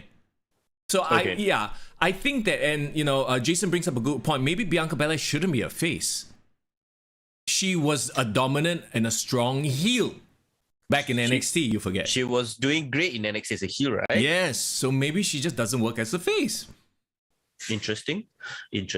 Okay. I think we should put a bow on this match because we've got other matches. A lot more matches. Yes. Well, to be honest, some of the other matches we're not going to spend a lot of time with because let's face it, what are we going to talk about when it comes to Rey Mysterio and Dominic Mysterio versus The Miz and Logan Paul? Bro, of course we're going to talk about how awesome Logan Paul is going to perform in this match. Well, I mean... Fingers crossed. I mean, they've been putting out social media videos of him training. He's jumping off the top rope onto like a crash pad and everything, but let's face it lah, he's not going to be a Bad Bunny. I think Bad Bunny is like an anomaly. I feel like a Bad Bunny, because of his huge fandom of pro wrestling, fueled that match to like some sort of greatness. And of course, John Morrison and his help, right? Yeah. But I think Logan Paul is a different character. He's more of like, he's naturally athletic. Yeah. He's the kind of guy, he will excel in anything he does, but not necessarily he loves it. He's just He sees WrestleMania confirm as just a cash grab for sure. Oh yeah, 100%, right? And I mean, for the WWE point of view, they're like, okay lah, he will bring eyeballs to the product, so why not? From what I see from his training and like the way like his mindset, I really think that he will surprise a lot of people. Like, I think he will be a natural in the ring, bro. Really? Yeah. And okay. you have to understand, he's a really natural in boxing. Yep. He definitely has athleticism. He got the showmanship factor down pat. So, but we all know this, what? Pro wrestling and like other sports, totally different moveset, totally different mindset. Like in boxing, you're not holding punches. You're not putting on a show punch. So either this, I think it's not going to be bad. It just won't be. We shouldn't think of it as it'll be a Bad Bunny sort of a level of performance. It'll just be like that. I'm just saying that because we have Rey Mysterio there, we got the Miz. Yeah, but we got Dominic. Even Dominic is getting like a good hand in the ring as well. Sure. But he's no veteran, so we shall see. And it's the Miz. You know how much I love the Miz, but it's the Miz. It's not like Morrison is the work rate guy. The question is, right, Logan Paul is coming in as a heel. Would WWE give the victory to Logan Paul because he's a celebrity or let the faces win? I feel like, because there was this one altercation, remember? They were talking shit about, where are they from? Cincinnati, Ohio. They were in Cincinnati, right? They're both from there. And then there was the Miz shat on Cincinnati so bad, and then Logan Paul looked at him like, hey, why, bro? You're talking too much shit about hometown already. So I don't know if that was seeds of dissension. Are you saying that Logan Paul's gonna turn on the Miz and celebrate the Mysterios? Maybe. just to give him a positive moment at the end. But the crowd is still going to boo him, lah. I mean, come on. Yeah. Bro, I think you just booked the match itself, bro. It was gonna be the Mysterios winning. Yeah. Some sort of dissension between the Miz or miscommunication between the Miz and Logan Paul that led them to lose. Yeah. And then Logan Paul like, hey, what's up, bro? And then the Miz like, you suck, blah, blah, blah. Then he would just punch the Miz and the crowd would cheer, oh, he punched the Miz, yeah. And then he gets to go out as a face lah. Okay, I saved your $9.99 already, bro. We just watched this preview show enough already. Bro, the network I already pay for, so it's okay. Okay, fine. They already have us. They already caught us as a fan. Right. Drew McIntyre versus Happy Corbin. Talk about a string of WrestleMania Woody matches, bro. God damn it, man. Like we all love Drew McIntyre, right? Yeah. And honestly, I want to enjoy Happy Corbin, but this whole thing has been, it's. Can I say something very, I wouldn't say it's controversial, but if you think about it, right, Happy Corbin has the longest running character arc development this past year out of any superstar. What? Right. From like poor broke ass Corbin from King. Even before that, King of the Ring Corbin. Yeah, from King to broke ass bum Corbin to winning in Las Vegas and then becoming happy, and then yeah. I feel like he deserves to be on the WrestleMania card based on that character work alone. Sure. But with I don't know, but it just, this entire feud just smacks of lower mid card. I think a lot of it has I think what it is Drew McIntyre is involved, and I think we all believe Drew McIntyre should be higher up in the card. That's what it is, isn't it? Yeah, if it's like Happy Corbin challenging Ricochet for the IC title. Good lah, okay lah. Yeah, you're right. You're exactly right. Yeah, that's a great point. If this were Happy Corbin versus Ricochet, I think we'd be like, okay, that's fine. Yeah, but like it's whatever. Drew. But it's Drew McIntyre. Yeah. Okay, let's predict this. I'm gonna predict, right. It's just gonna be a 5-second squash. Oh my god. Where Drew just comes in, hits the Claymore, that's it. Game over. Painless, quick, everyone celebrates, move on. Okay. That's my hope. Okay. And then what will Matt Moss do? Will he get involved? Will he also eat the Claymore? Or he gets decapitated this time by the Claymore? We shall see a live decapitation on WrestleMania on a premium live event. With the sword. Sekali they're like, let's use our AR effects and put CGI. Matt Moss getting his head chopped off. No, please guys, this is PG. You know what I would love? What? Drew McIntyre does that, squash within how many 5 seconds, goes on top of the turnbuckle, motions his stomach like CM Punk. Motion his stomach. At first I thought like, I'm hungry, bro. I'm full. Like that. Motions his stomach. I'm like, what the fuck? Like, wait, bro, I want to go and eat pizza. Snickers. Yeah. They're sponsored by Snickers. He's like, give me a Snickers, god damn it. Yeah, look at these abs, no sneakers inside. No, something. Yeah, that would be a great moment, actually. You're right. Foreign best booker of 2022. Let's go. Okay, let's move on. The Usos versus Shinsuke and Rick Boogs. Is it time for the Usos to drop the titles? Okay, there's some interesting threads running through SmackDown because they talk about it on commentary. If the Usos were to drop the title, will this affect Roman Reigns' focus on the second night? Okay. So there's this inbuilt pressure. Apparently, that's like from the head of the table saying that, okay, you guys do not disappoint me. Which could be a great storytelling device. So yes, have the Usos lose so you put doubt into Roman Reigns, right? Is that what you're going for? Yeah. And we all know for a fact, as much as we are annoyed by Boogs and Shinsuke, they are actually over to the audience. Like people always pop every time, the music comes out. The Boogs acts like an idiot. The most random pairing ever. I have to say, like, Boogs is a very likable character. Yep. But his association with Shinsuke just doesn't make any sense whatsoever. I mean, they tried to explain it as like every king needs a court in his needs a jester in his court. Sure, I guess, but he's no longer a king. And one thing is so funny, like okay, you know the Freddie Mercury comparison that they've been making because he has the mustache and Yeah, so every time I see him, right, I just think like, wow, if Freddie Mercury for some reason didn't get addicted to drugs and alcohol, but actually got addicted to like steroids, right? This is probably what happened to him. Yeah, he looks like a jacked up Freddie Mercury. Absolutely. He's like kind of pumped up, yeah, damn funny. But yeah, it's you know what? I kind of in a way like them, like them as a team. Well, to be fair, name me another SmackDown tag team. Go. Wow. This is how bad their division is right now. It's like okay. To be fair, the New Day. Oh wow! Oh yeah, that's shit. But is Viking Raiders technically part of them? I don't know. I don't care. Like, I know. My second favorite tag team, bro. Los Lotharios. Kiss Cam, bro. Kiss Cam. They're bringing back them Kiss Cam, bro. And then I realized all the girls are all like developmental wrestlers. Yeah lah, all plants lah, not real one lah. Walao, they cannot lah. There was this weird thing on SmackDown where I think okay, so Ricochet had a fight with one of the Los Lotharios, right? He lost the match. So, was it? Ricochet lost the match to like Humberto, is it? Yeah, or something like that. Or Angel Garza. One of them lah. Then he challenged the other one and then lost that match. And then now they're gonna have on SmackDown a triple threat match for the IC title. Well, you know where the IC title is right now, lah, guys. Remember when Miz had the title and he made it super relevant? When bro, where was that, bro? I really forget which year was that. It was 2016.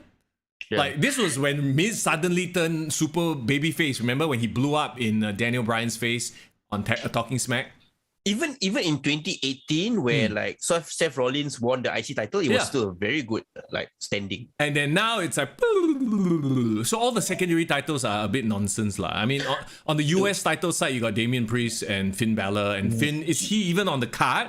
Finn and Damian, I thought we have had a one-on-one match. That it was such an easy thing to book. Yeah, and then IC title should have been a Razor Ramon tribute. It was so easy to book as well. Yes. But then all of them will be in the Andre Battle Royal. Andre the Giant Battle Royal on SmackDown, right? But like, there are so many talents that are not getting on the card. It's sinful lah. It's sinful. It's become a thing apparently, because last year that was the first time that they had the Andre the Giant Battle Royal on SmackDown, and Jey Uso won it. Yeah. So I don't know, but I'd rather watch that than Cappy, Corbin, and McIntyre, bro. Sure. Irvin says still annoyed they never follow through on the earlier thing. Why, bro? Why? That one they dropped better. Irvin, you thirsty for earlier? Is it like I get that, but the earlier needs to go back to NXT. I'm sorry, but bro, come on, we haven't seen a more iconic outfit since the thong, right? With Aliyah's side. You know, those like side slides. Do you see her pants that she's wearing? Yeah. There's not. I mean, she's still not wearing it. She's still terrible though. She's not great. She's nowhere near good in the ring, and her promos are just the word. We've all seen that clip, right? Of her doing a promo backstage. She's like, Natalia, and then she's like reading off the she keeps looking to the side to read the script. I'm going to beat you, and like what the fuck? Sometimes when you're beautiful, you just get away with a lot of things. If you can't, no, she needs to go back to NXT. That's what she needs to do. Okay. Okay, I feel so bad. I feel very bad now.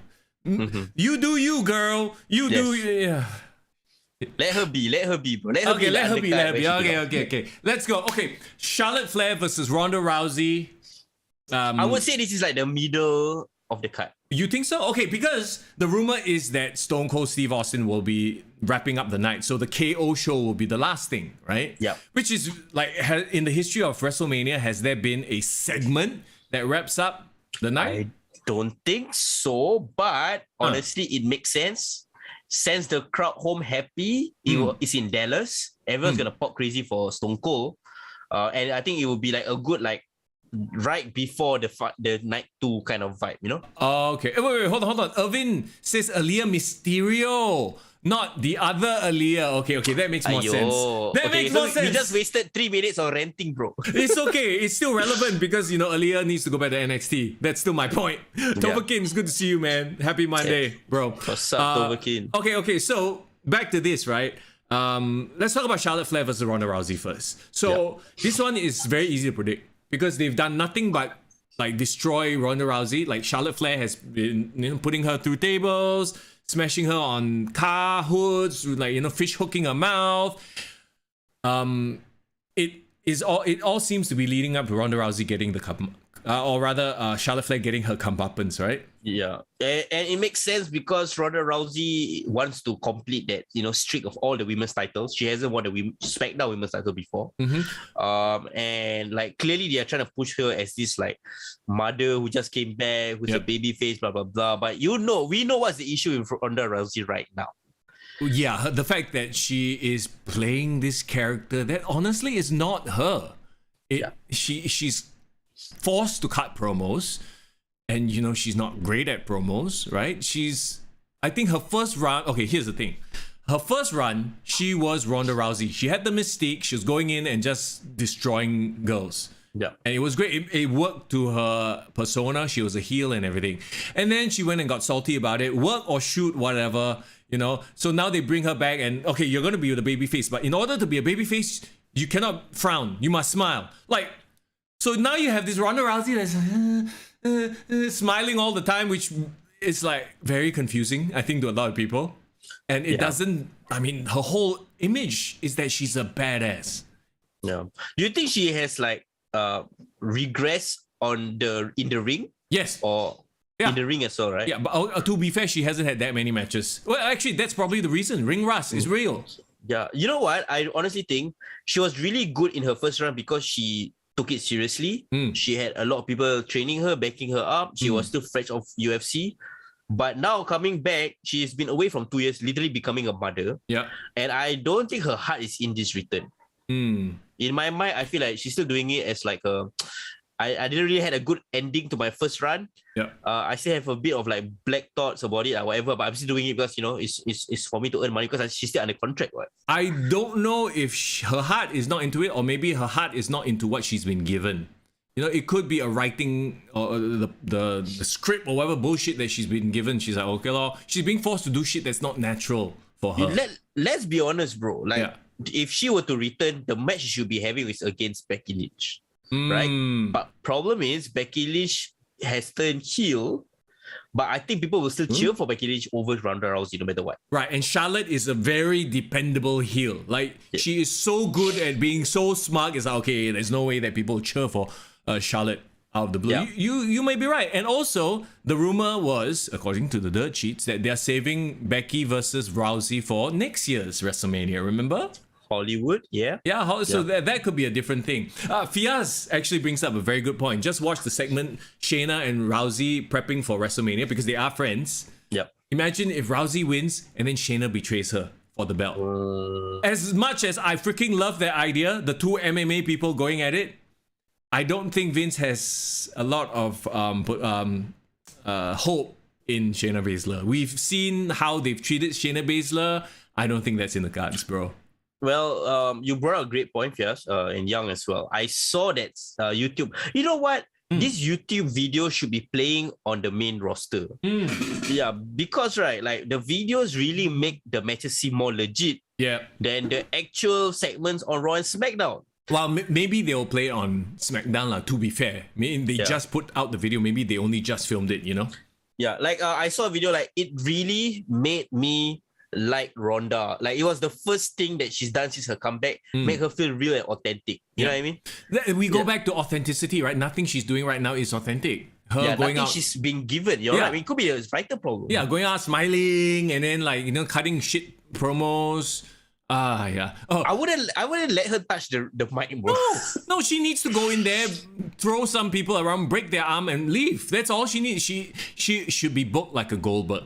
Yeah, it's as simple as that. A good women manager. Yeah, or get her a mouthpiece. Exactly. The Shadow says, speaking of mothers, Angela over or better than Rousey as in Angela Lee? Okay, let's not get crazy here. Like Angela Lee had a great performance this past weekend at the One Championship, right? But let's not get crazy here, okay? Chill. Different level of competition there, huh? Yeah. It's like you're comparing like Brock Lesnar and Jake Hager. Yeah, exactly. Both, same spot, but different levels to this game, my friend. Yeah. Yes, and we definitely agree that Shayna Baszler deserves better. So, okay, so there's that. But then there's also two wild cards. One, Seth Rollins Open Challenge. You don't know which day. Yeah, we don't know which day, so it could be day 1, day 2. Seth Rollins, I mean, obviously, people are already chanting Cody, right? Maybe we'll talk about it now, then. Is it Cody Rhodes? Yeah. Is it? If it happens, will it be on the first night or second night? Which one do you think will be the better placement? I don't know. First, maybe it could be the very first thing that happens at WrestleMania. Actually, ooh, sets the tone. It depends on how this thing pans out on Raw, really, doesn't it? Yeah. Oh, you know what? Then, right, if that is the thing that sets the tone, I think Seth Rollins starting out WrestleMania as an open challenge, would be. Exactly. So if Cody shows up on Raw, and at this point, why would he? It doesn't make sense. Like to have Seth go to Raw, hold up Raw, and then maybe they're like, okay, fine, you get to have an open challenge match. Yeah. That's it. And then so he starts off with the open challenge, and the first thing is, I hate to say this, but the first thing after Seth Rollins is like, who can challenge me? I'm the Messiah of WrestleMania. And then wrestling has more than one royal family. No. Bro, must have the elaborate entrance. He comes out, rises from the stage. With a sledgehammer and smash the throne. Wait, no, cannot. No. The throne is already broken. He slowly picks up the throne and you go fix it back together. Because he's now back in the WWE, right? So he must angkat the balls a bit. Suck a bit. Okay, he put the throne back and then he walked to the ring.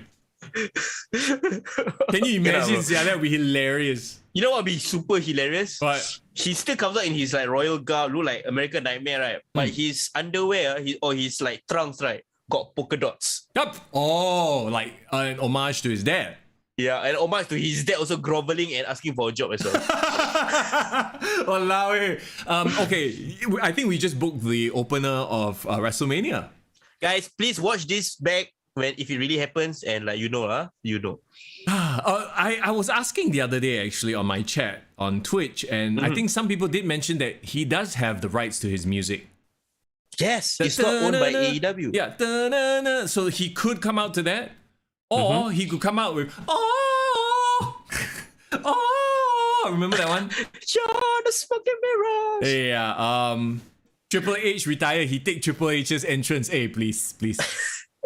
Oh man, I realized you didn't really talk much about Triple H, but happy retirement, Triple H. So obviously, if you don't already know, I think most of us here know he officially announced his retirement, especially after his cardiac arrest situation, right? He's probably like, his body can't take it anymore, which, good for him, man. Like, he's already given so much to the business. I think a lot of people shit on him as well because for a long period, it seems like it was always about Triple H. But if you think about it, maybe he felt, and that was the era where, The Rock wasn't around as much, Stone Cold wasn't around as much. He had to shoulder a lot of the weight, right? Yeah.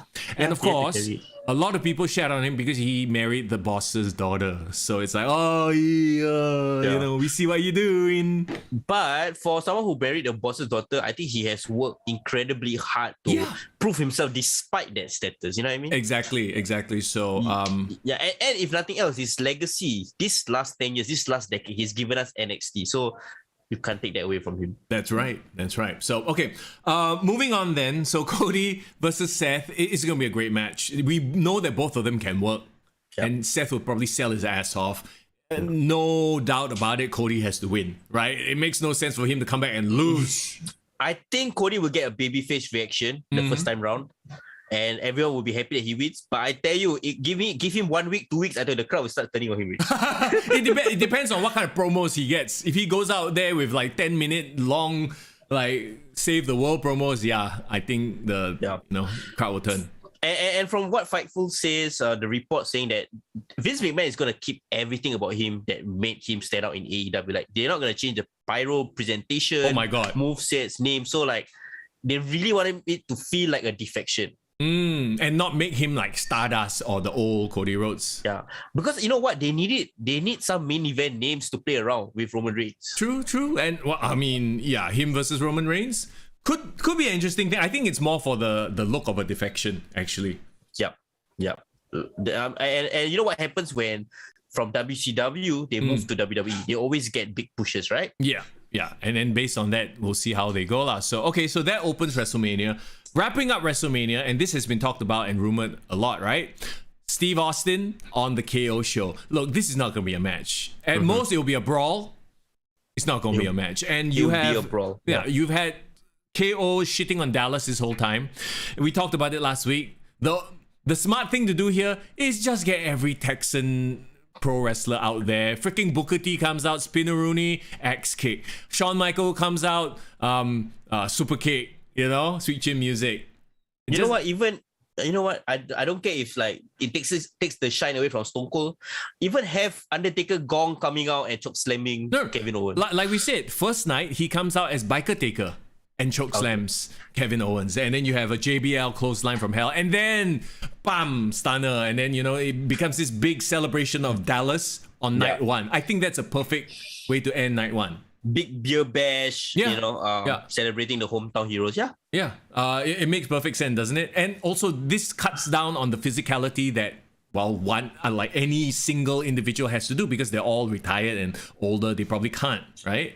The way you do it and still make Kevin Owens not look like a chump is that let him cut his promos first, let the Kevin Owens show really happen. It's a comparison with, remember the last WrestleMania in Dallas 32? Bray Wyatt and the Wyatt family came out and cut a promo. They didn't have a match. And then they got interrupted by, if I'm not wrong, they got interrupted by, was it John Cena? The Rock. Rock. Yeah, but I mean, The Rock kind of jobbed them out also. Yeah, The Rock came out and then fought the three of them. Yes, correct. Yeah. So, but in this case, you have so many Texans beating up one guy. It makes sense, even though they're all retired. Okay lah. I mean, if you have HBK, Booker T, JBL, and Undertaker, and Stone Cold beating up on Kevin Owens, at least he doesn't look bad. Versus if only Stone Cold beats up Kevin Owens, then it's really like, hey, this retired old fella just beat you up. Yeah, that's the thing. And I think Kevin Owens would be so happy that he gets this rub. Yeah, bro, is it all the legends? Like, even if it's just Stone Cold also, it's still a hell of a rub. And Can you imagine Kevin Owens as a 10-year-old knowing that this is going to be his life? Yeah, right. He's going to share the ring at the main event of WrestleMania, essentially. There we go. And that's the way to send the crowd home happy. Now, we move to night 2, and this is going to be an interesting one, because we all know that the last match has to be Brock Lesnar versus Roman Reigns. Has to be. Unification title. Yes. Yeah, it makes no sense any other way. So we'll get to that in a bit. The matches that we have still left over: Queen Zelina and Carmella versus Sasha Banks and Naomi versus Rhea Ripley and Liv Morgan versus Natalya and Shayna Baszler. It's listed as the first match on the Wikipedia, but I'm pretty sure that's not going to be an opener. This will be the second match because it's a toilet break. Let's face it. Let's be real honest here. Early toilet break for the second night. But what should be the first match in your opinion then? Okay, there's Johnny Knoxville versus Sami Zayn. And this is going to be a brawl, a street fight. So this is not going to be the opener. It makes sense, right? Johnny Knoxville is not going to fucking wrestle, but he will take bumps. We know that. Yeah, crazy. He's going to do some crazy ass stunt. Let's confirm that, Yeah, so that... it's an anything goes match, so it's not much to talk about here. Sami Zayn is 100% getting all the rub, which is great for him.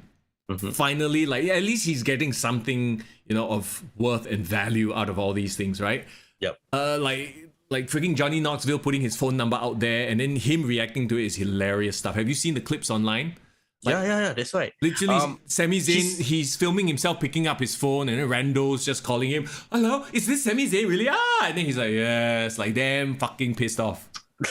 He is just done. He's just gonna Chris Rock the shit out of Johnny Knoxville, man. But he's milking this for all it's worth, and kudos. He definitely deserves more attention. Who should win this? I mean, of course, we want the proper wrestler to win, but let's face it, Johnny Knoxville is going to have all his friends from the movie come out and beat up Sami Zayn. Yeah. Yeah, but you know what? I still think that's not gonna be the opening match. It's still gonna be fun, but it's just like okay. So then we have Pat McAfee versus Austin Theory. Now, I feel like this should be a middle match, somewhere in the middle of the card, because I think it's going to be a very good match. I don't know why I don't feel like this should be the opener. Yeah, I don't think it should be. Honestly, you're right.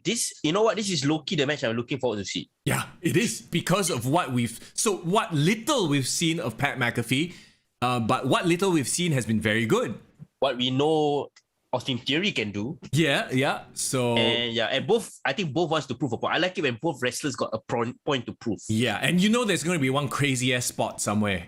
Yeah, it's like Benoit and Angle in 2000 when you're fighting for the IC title. You know what I mean? Right. I'm not saying that they're on that level. I'm saying that the hunger, the desire, it will make it for an intense match, lah. Yeah, which is kind of crazy because Pat McAfee is a commentator. Yeah. No, I kind of think that this is where WWE is going. Like they want to have like celebrities in their back pocket that can wrestle anytime. So when the moment hits like a WrestleMania, then okay, boom, you're out there. You're drawing eyeballs, right?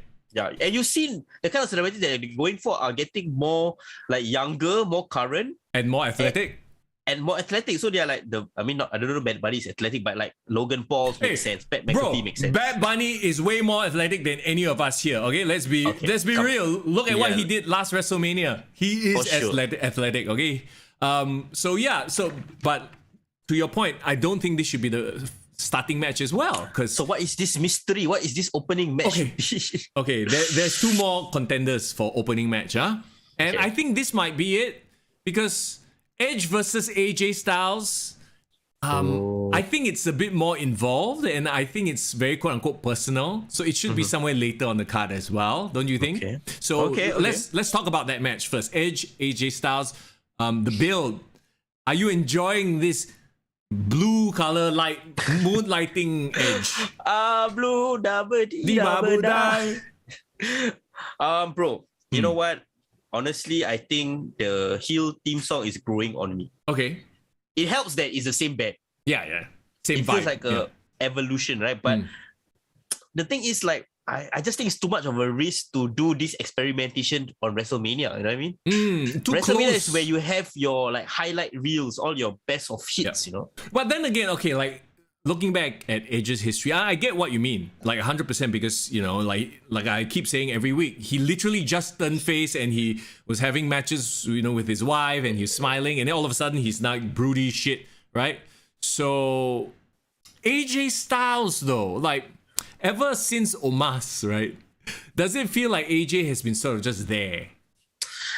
Yes, because he hasn't had time to hit himself back up again. Yeah, like he hasn't had like a marquee win, right? He's just been, and in fact, after he lost to Omas, he disappeared for a while. Now he come back, he kinda like attacked by Edge, concerto and everything, and he's been out as well. So it feels like he hasn't gained any momentum heading towards this match. Yeah.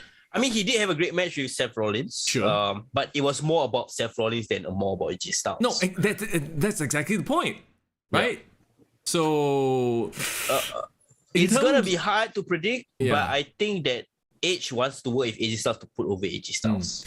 Okay, you know what? I feel like this match to a casual fan is not that exciting. It's just a match between. It's just more of a story-driven match. Yeah. Not even. I feel like the story has been kind of just last minute, right? But I think to the hardcore fans, the people who know these wrestlers, that's the match that we are, this could seal the show. Yeah. So this is more catered, I feel, towards the old school sort of like hardcore wrestler fans. You're saying this is like HBK, Shawn Michaels shouldn't be at the starting of the match, should be like further down the card. Yeah, exactly. Like this is not the sort of match that will pop a crowd instantly, I would think it's a semi-main event of the show. Yeah, yes, but not the opener. Which leaves us with one more match. Okay, who's gonna win? Edge, AJ Styles. Let's go. I would say AJ Styles. AJ Styles? Okay, yeah, he needs to, right, at this point? Yeah, he needs to. And I know what is the match that's left. And honestly, I think that's a great idea or great choice for a first match. Yeah, even though it's not exactly like a whoa, but it's a fun match, right? You know what I'm talking about. RK Bro versus the Street Profits versus the Alpha Academy. honest opinion, bro. Don't you think these 3 tag teams is the most over tag teams of this generation? Like in the last 5 years? Yeah, because that's It's very a low bar. It's a very low bar because they've done nothing else with any tag team. But Team RK, bro, is like has been over ever since they joined forces. Street Profits are like, always fan favorite, even though now they are giving heel tendencies. Yeah. And Alpha Academy has kind of been winning people over with their Shush. sorry. No, thank you. Thank you. Yeah. The Chad Gable has a lot of Kurt Angle vibes. He's not the type of guy that you immediately cheer or boo, but it's like once he starts being goofy, he grows on you. He grows on you. And he already have Otis, which is like already a goofball. Yeah. So I like this as the opener as well. I think, and we all know Montez Ford will do some crazy ass shit. He looks impressive, very physical and athletic. So he will bring the highlight reel moments. Riddle and Orton are over like crazy. Randy Orton at this point in his career, he just walk in, hear the theme song, everyone will just go crazy for him really. In fact, that should be the first. Champs are supposed to come out last, right? But who cares? Who cares? In this case, the first theme song you hear has to be RK Bro. Yeah. I have voices in my head. Yeah, and then the crowd will pop for sure. The question is then, do we, as the first match, right? Do we have a title switch? Okay. I personally would want RK Bro to keep the title. Same. But I look at it from like keeping the crowd hype and crowd momentum point of view, and not so much as I want them to keep the title. You know what? So you want them to be shocked at the first match? No, not shocked. Like keep it on a high. So you start with high energy, and then you end with high energy because the faces won, right? Yeah. And also, what I also think will happen is the very next day on Raw, they will lose the title. Or the very next day on Raw, the betrayal happens. The turn. Yeah. This is not the time for the turn. The turn should happen later. This is where they just go out there, have fun, have a great moment with the crowd. Yeah. My reason why they should win, right? Let the crowd start off happy because they're gonna end the night being upset. Oh yes, and well, just perfect segue. We're going to go to the. We went in the weirdest order, by the way. Yes, we did. Which I quite enjoyed. It was a ride. It was a roller coaster ride, especially for the listeners. I hope you guys enjoyed the. And in a way, it was us going through the matches as we see it on paper, but formulating the match card along the way. So I actually quite enjoyed that. Maybe we should do that more often, huh?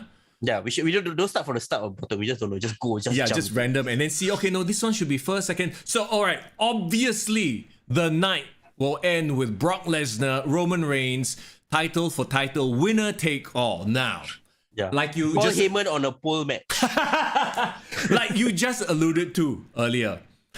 Everyone feels like Roman Reigns will win. Right? It is the natural conclusion, but that's a heel winning and it ends the night on a down. How? I mean, okay, it's been done before. This is not to say that it's never been done before. It has been done before. Like I'm trying to remember. Like Brock himself winning the title at that WrestleMania where he dethroned The Undertaker. Yes. So there are examples of a heel winning the main event. Will this be one of them? It has to be. It has to be. The whole point, honestly, as enjoyable as Cowboy Brock Lesnar has been, I feel that it's the whole point of him being that over is always the end game was to put over Roman Reigns, to give him the final stamp of basically, right? This is Brock Lesnar giving back to the business the way Undertaker gave it to him. Because Roman Reigns doesn't need the rub. Yeah. But it's just this final push to like, okay, end boss of them all. Yeah, and like, if Roman Reigns can freaking beat Brock Lesnar, who can possibly beat Roman Reigns? Yeah. And this way, Brock Lesnar is Undertaker at this point. Yeah, he can take a loss. It's fine. He still has his mystique, right? And very quick comparison, okay? I know I shouldn't do this too often, but I will right now. That's how you build a fucking superstar. Not like AEW where you have your main guys fighting jobber guys to 30-minute matches. No, jobber match, you fucking squash them. So that when it comes to a match, now if can you imagine if Brock comes in and has 30-minute competitive matches with Humberto Carrillo and Angel Garza and fucking what's his face, the 24/7 champion Reggie, right? Because they are friends, and then after that goes up against Roman Reigns. Do you think that makes any sense? And that is my biggest problem with AEW. They love doing that shit. Yeah, they make it too competitive, bro. You just see this past week SmackDown. Brock Lesnar just sit at the back, right? Put his leg on the table break. No, they're probably like redoing the Pat McAfee thing. Yeah. He chopped the table with his leg. No, but I tell you, any of these goons, undercuts, want to talk to even Brock Lesnar, I think he slapped them, they will fly. Yeah. That's how believable you know he can be. Yeah, but you have to keep my whole point is you have to keep up the mystique of your champion, of your destroyer. That's why like what they're doing, just to use an example from the same company, Gunter. He's another person who I think they could make a Brock Lesnar 2.0. Yeah. But they're not. Even like Roman Reigns right now, some people will complain that he's being too much of a he's running away from Brock, blah blah blah. But I think it's really in line with his character. Honestly, it's in line because he's the kind of guy who doesn't want to get involved in unnecessary brawls. He's not like a destroyer. He's a smart, quote unquote. He's a mafia boss. The mafia boss is not the one in front shooting people. He got his little people to do it. He just intimidates people when the time comes. It's not to say that he's not good at it, but why is he putting himself out there, risk getting hurt, that kind of stuff? It's completely in line with his character. And one thing I have to give credit to WWE, right? The thing about this unification match that I feel that even going into this WrestleMania, the hype is still there for this particular match. They didn't rest on their laurels. We've known this match was going to happen months in advance. Yep. But every week on SmackDown, they have been making it interesting as fuck. I appreciate all the Attitude Era throwbacks, bro. The forklift shit, wow, that one a bit much, yeah. And then obviously they had the forklift spike through the car. It's obviously a cut, right? There was nobody in the car. They couldn't risk having people in the car. But when I saw it, I was like, really? Vehicular homicide. They brought back vehicular homicide. Brock trying to kill Roman Reigns with a forklift. That was my favorite parts of Attitude Era though. Like when every time like Triple H kena run over, no, Stone Cold, remember the forklift on Triple H, then he flipped over the car, he died. Yeah. But somehow he survived, right? And then you see like, Roman Reigns. It's stupid, it's goofy, but it's entertaining as fuck. I guess you're right. No, it's a spectacle, and that's what we're sorely missing from today's wrestling. So they didn't rest on their laurels. They make it a point that even though the match is set, every single week they try to keep it going. That's why I think feuds like Charlotte Flair and Ronda Rousey, Becky Lynch, all are like lacking because they're not making it interesting week to week. So is this a one match card? It's a one match event. I mean, I think, okay, maybe it's not. Like, there's a lot to look forward to, but this one match is overshadowing everything by leaps and bounds that it feels like a one-match card, when it really isn't. If you think about it, we even talked about it. We're looking forward to Pat McAfee, Austin Theory. We're looking forward to... I'm sure people are looking forward to Logan Paul or Johnny Knoxville, Sami Zayn, that kind of stuff. So it's ironic that it's the 20th anniversary of WrestleMania 18. Oh, why? What? Because that going into the show, everyone thought it was a one match card, and it was a one match card essentially.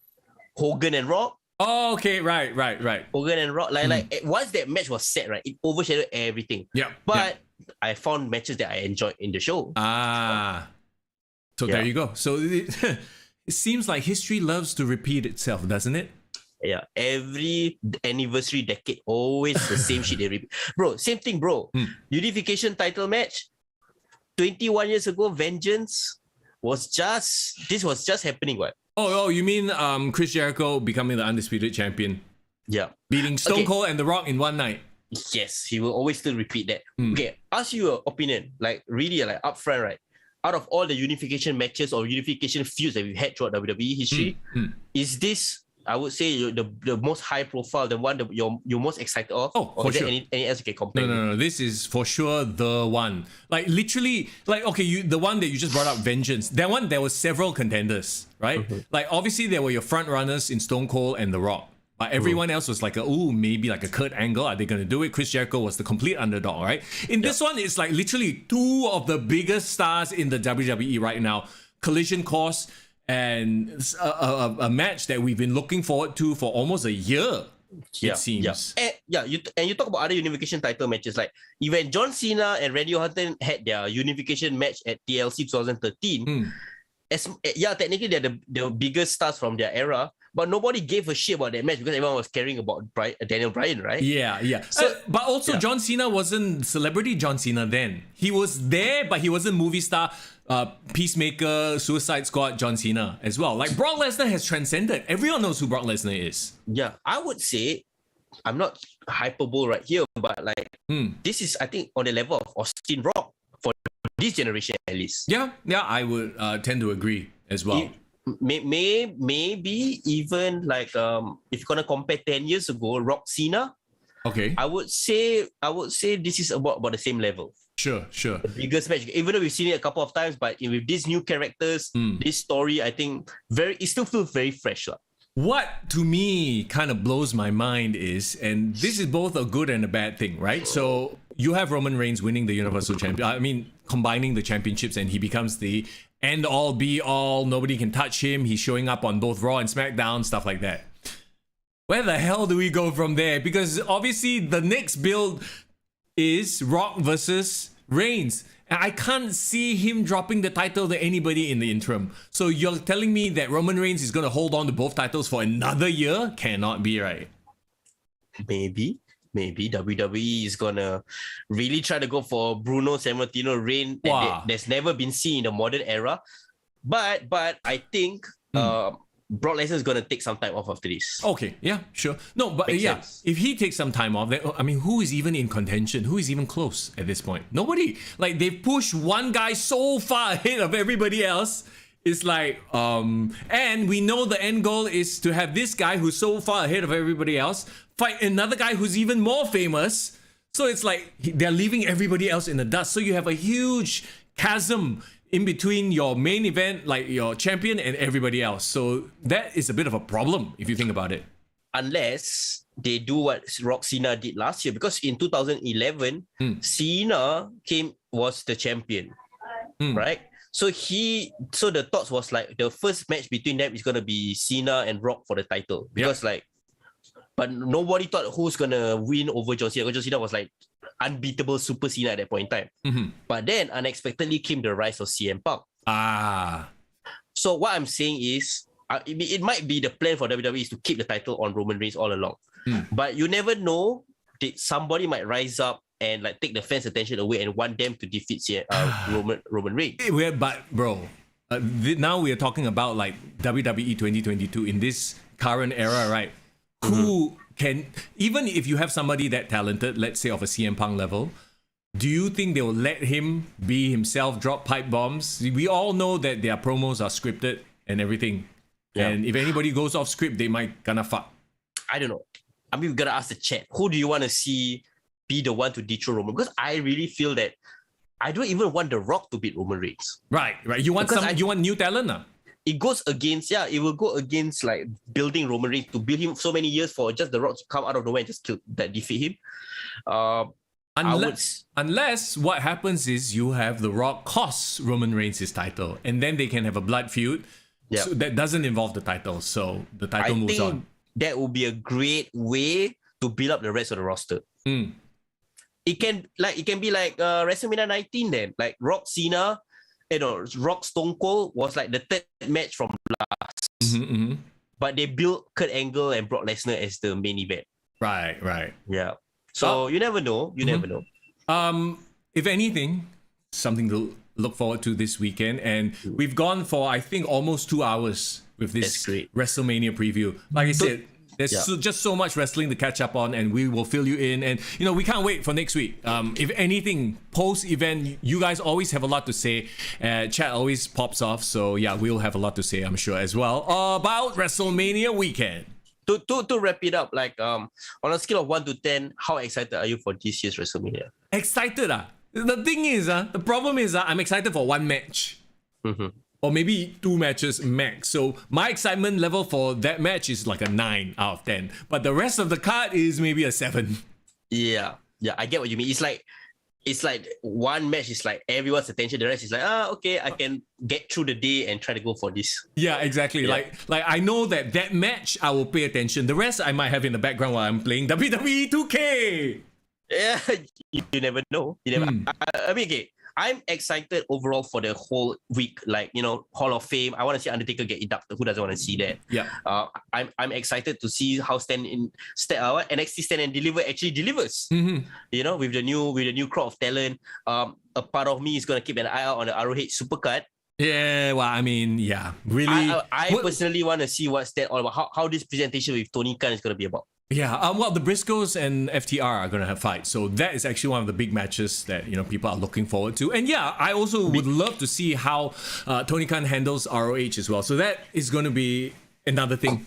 Could be a one-match card as well, like you said. Could be. Oh. But one thing I might be interested in seeing is that which AEW talents might turn up in ROH. You know that they are going to cross-pollinate. So that one's not even you know, a doubt. Oh, it just started pouring in my area. I don't know if it's raining where you are. I don't know if you can hear it, but yeah. Not yet, but I think it's also a sign that we should wrap this up. Yes, even the skies are enough wrestling. Okay, once again, everybody, thank you for hanging out. We appreciate it. Please join the Discord and chat with us more about pro wrestling. The Discord link is in the description. And of course, also in the description, the link to our Patreon. So if you would like to take your support of the podcast to the next level, to the moon. We should make a tier called To the Moon. You can do so. And of course, we appreciate whichever tier of support that, you know, is comfortable for you. And of course, we'll be back once again next Monday for more chat about, well, this time, WrestleMania. Well, I don't know if we might have to start later because WrestleMania tends to go a bit longer. Pretty sure that might happen. We'll keep you guys updated. No matter what. Yeah, in the Discord or on Instagram. Yeah, and also just a random shout out to any Muslim listeners listening. This time next week, first day of Ramadan. So I'm gonna watch the first night of WrestleMania fasting already, bro. Oh boy. Good luck. It becomes, you know, even more of a. Well, I don't want to make it sound like WrestleMania is going to be bad. Like, okay, it'll be good, it'll be fine. It will distract you from what you're doing. It's perfect. You know why? Why? Because I will wake up very early for pre-dawn. So like I'm up by 5 a.m. Right. I'm just gonna stay up, watch WrestleMania, and I knock out at afternoon, bro. Okay, wake up, just nice dinner already. Yeah. Hey, that sounds like a good plan, bro. Especially if you're on leave. Yeah. Okay, you know, I'm gonna do something fun. I'm gonna plug my own Twitch channel, by the way. Go for it, bro. Twitch.tv/Mister Young 98. That's MisterYoung 98. Because this Friday, I want to do something special.